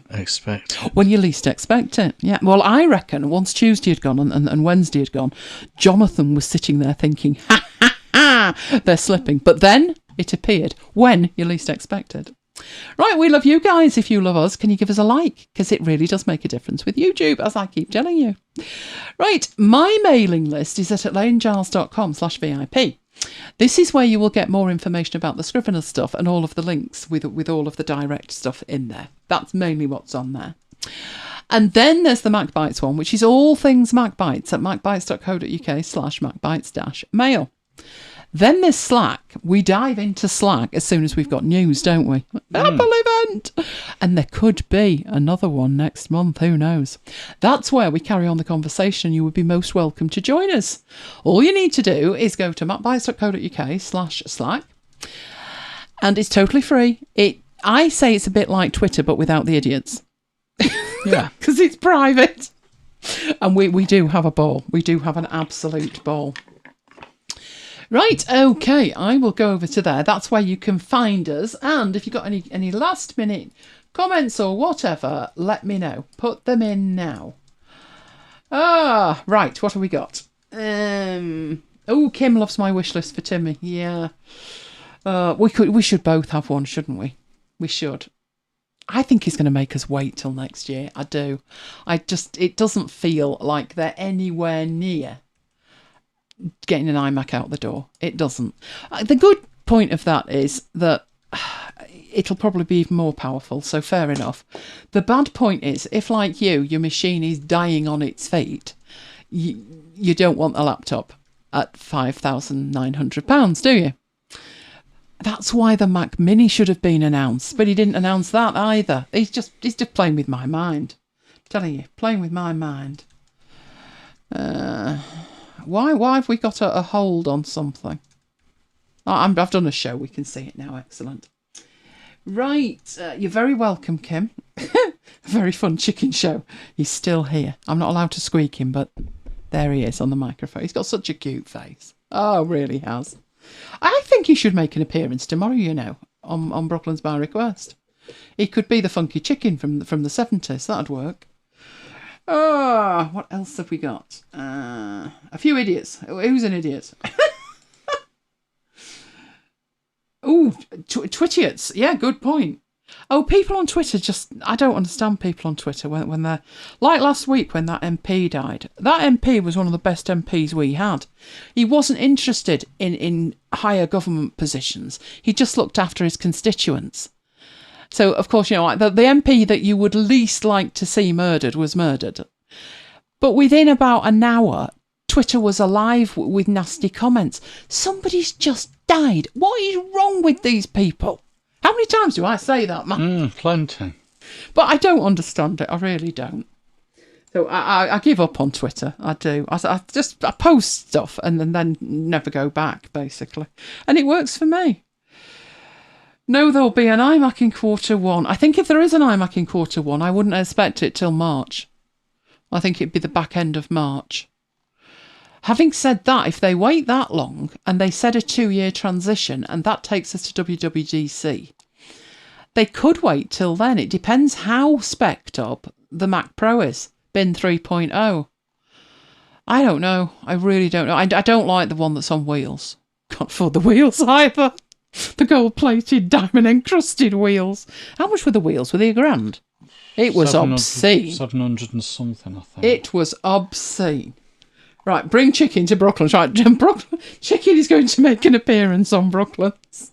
Might have Lola in as well. She could have Chicken after that and play with Chicken. Well, you know, I'm demonstrating Talking Head video. What do you need? A rubber chicken, obviously. Obviously, this is MacBites. This isn't normal.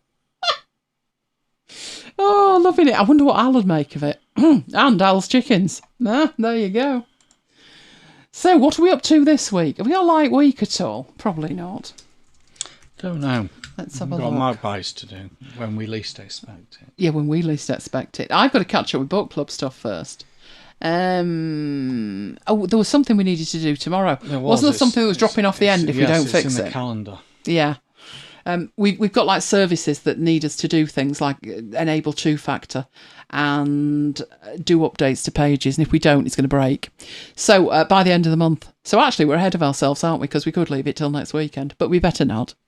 We better do it in the week before, because if there's any problems, we've always got next week to deal with it. Isn't it the Apple quarterly earnings call next week? According to the calendar, it is. Yeah, when is the next Apple earnings call? Let's have a look. I would have thought Tuesday or Thursday. 28th. There you go. That's Thursday.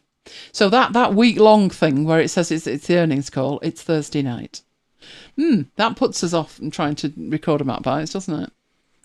Yeah, but we can't get the show numbers mixed up, so it'll have to be before Thursday. Have to be either scrapped totally or before Thursday. So fingers crossed for that one.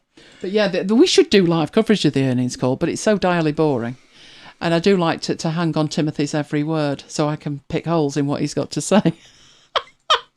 You know I love him really, don't you? Oh, two-factor's killing Kim. I'm hoping this two-factor goes okay because it's a YouTube two-factor. Google two-factor. It's got to be done. I put it off as long as I can, but it's got to be done because if you have a channel that's monetized, you won't get access to the back end of the channel. So you won't be using your channel anymore. You've got to two-factor it. So fingers crossed it all works. I suggest, Mike, we don't do it over a weekend, though, in case it doesn't work. Mind you, you'd never get hold of YouTube support anyway, would you? Right. So if it went south, you'd be totally knackered anyway. But that's our exciting weekend. Yeah, two-factoring. And this thing that a whole page needs rebuilding, because if it's not, then, we've got a problem. So fingers crossed for that. Other than that, let's have a look at the week. Oh, of course. It's the full Monty install on Monday. Is anybody doing it? I mean, when I say it's the full Monty install, after last time with the Biggles one where the servers melted. But the full Monty, or Monterey, is being released on Monday. Have you noticed that's Jonathan's birthday? Do you think it's Timmy's gift to him? Yeah, it could be. I wonder if young Johnny's doing it. I wouldn't be doing it on my Mac. Obviously, I've only just biggled. So this time next year, I'll probably be rolling Monty out. But I do have a laptop that is capable of running it, because many of my other machines aren't. So the laptop might take one for the team. We'll have to see how it goes. I'm working on the principle the laptop couldn't be much worse anyway. It's direly slow, which it wasn't until I put Biggles on it. Funny that, isn't it? I do have an image though, so I could always roll it back, although they probably wouldn't like that either. Oh, Renee's installing, of course he is. Oh, you know no fear. I have to have working machines. You know no fear. Well, we should live chat it. So get on there. Oh, Paul's already done it. Paul's always ahead. You're always ahead, Paul. No, I just follow up the rear. I just need it working. I can't sit here. I mean, I used to do that, you know. Leopard, snow leopard, lion, mountain lion, did the whole thing. And then I came to my senses with like, this isn't a wise idea. Not on a working machine on launch day.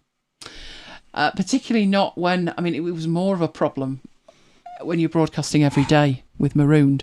It was like, I can't have a machine that's not working.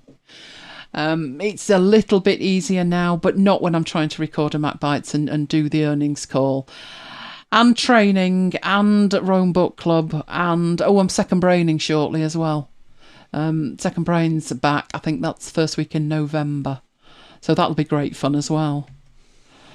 We need to do some kind of poll, don't we, Mike? Over content that you want to see in the future. Yeah. So should we put... give us a yes or a no here. Should we put out a survey and put what we think in it, or are you just going to mail us? Because we say that and you don't mail us. So we could put a survey out instead. Put it in Slack. Yeah, you could do that. Oh, Paul said he's got the release candidate. It's part of the beta and he's been rock solid. Well, the thing that concerned me, Paul, is like the nuancy things that break. So I remember last time, I think it was ScreenFlow. I mean, Camtasia will be weeks behind. They always are. But I think ScreenFlow worked, but there was this nuancy bit that didn't. And you're like, really? It says it's compatible, but it's not 100% compatible. And if you don't use that feature, then you're fine. But if you do, then it's just not going to work. So that's why I steer away from it. But Rogue Amoeba have been great. All of their stuff has been updated. So if Wirecast was updated, Camtasia was updated, and ScreenFlow was updated, that might work. Let's just say that. It might work. We'll see.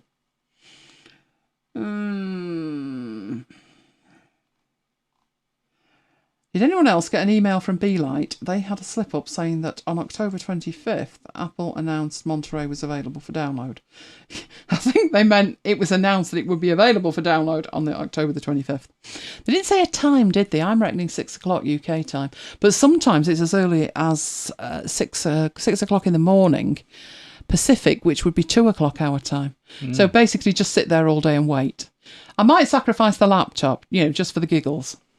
We'll see how it goes. I'll probably have to plug that in if I try that though, won't I?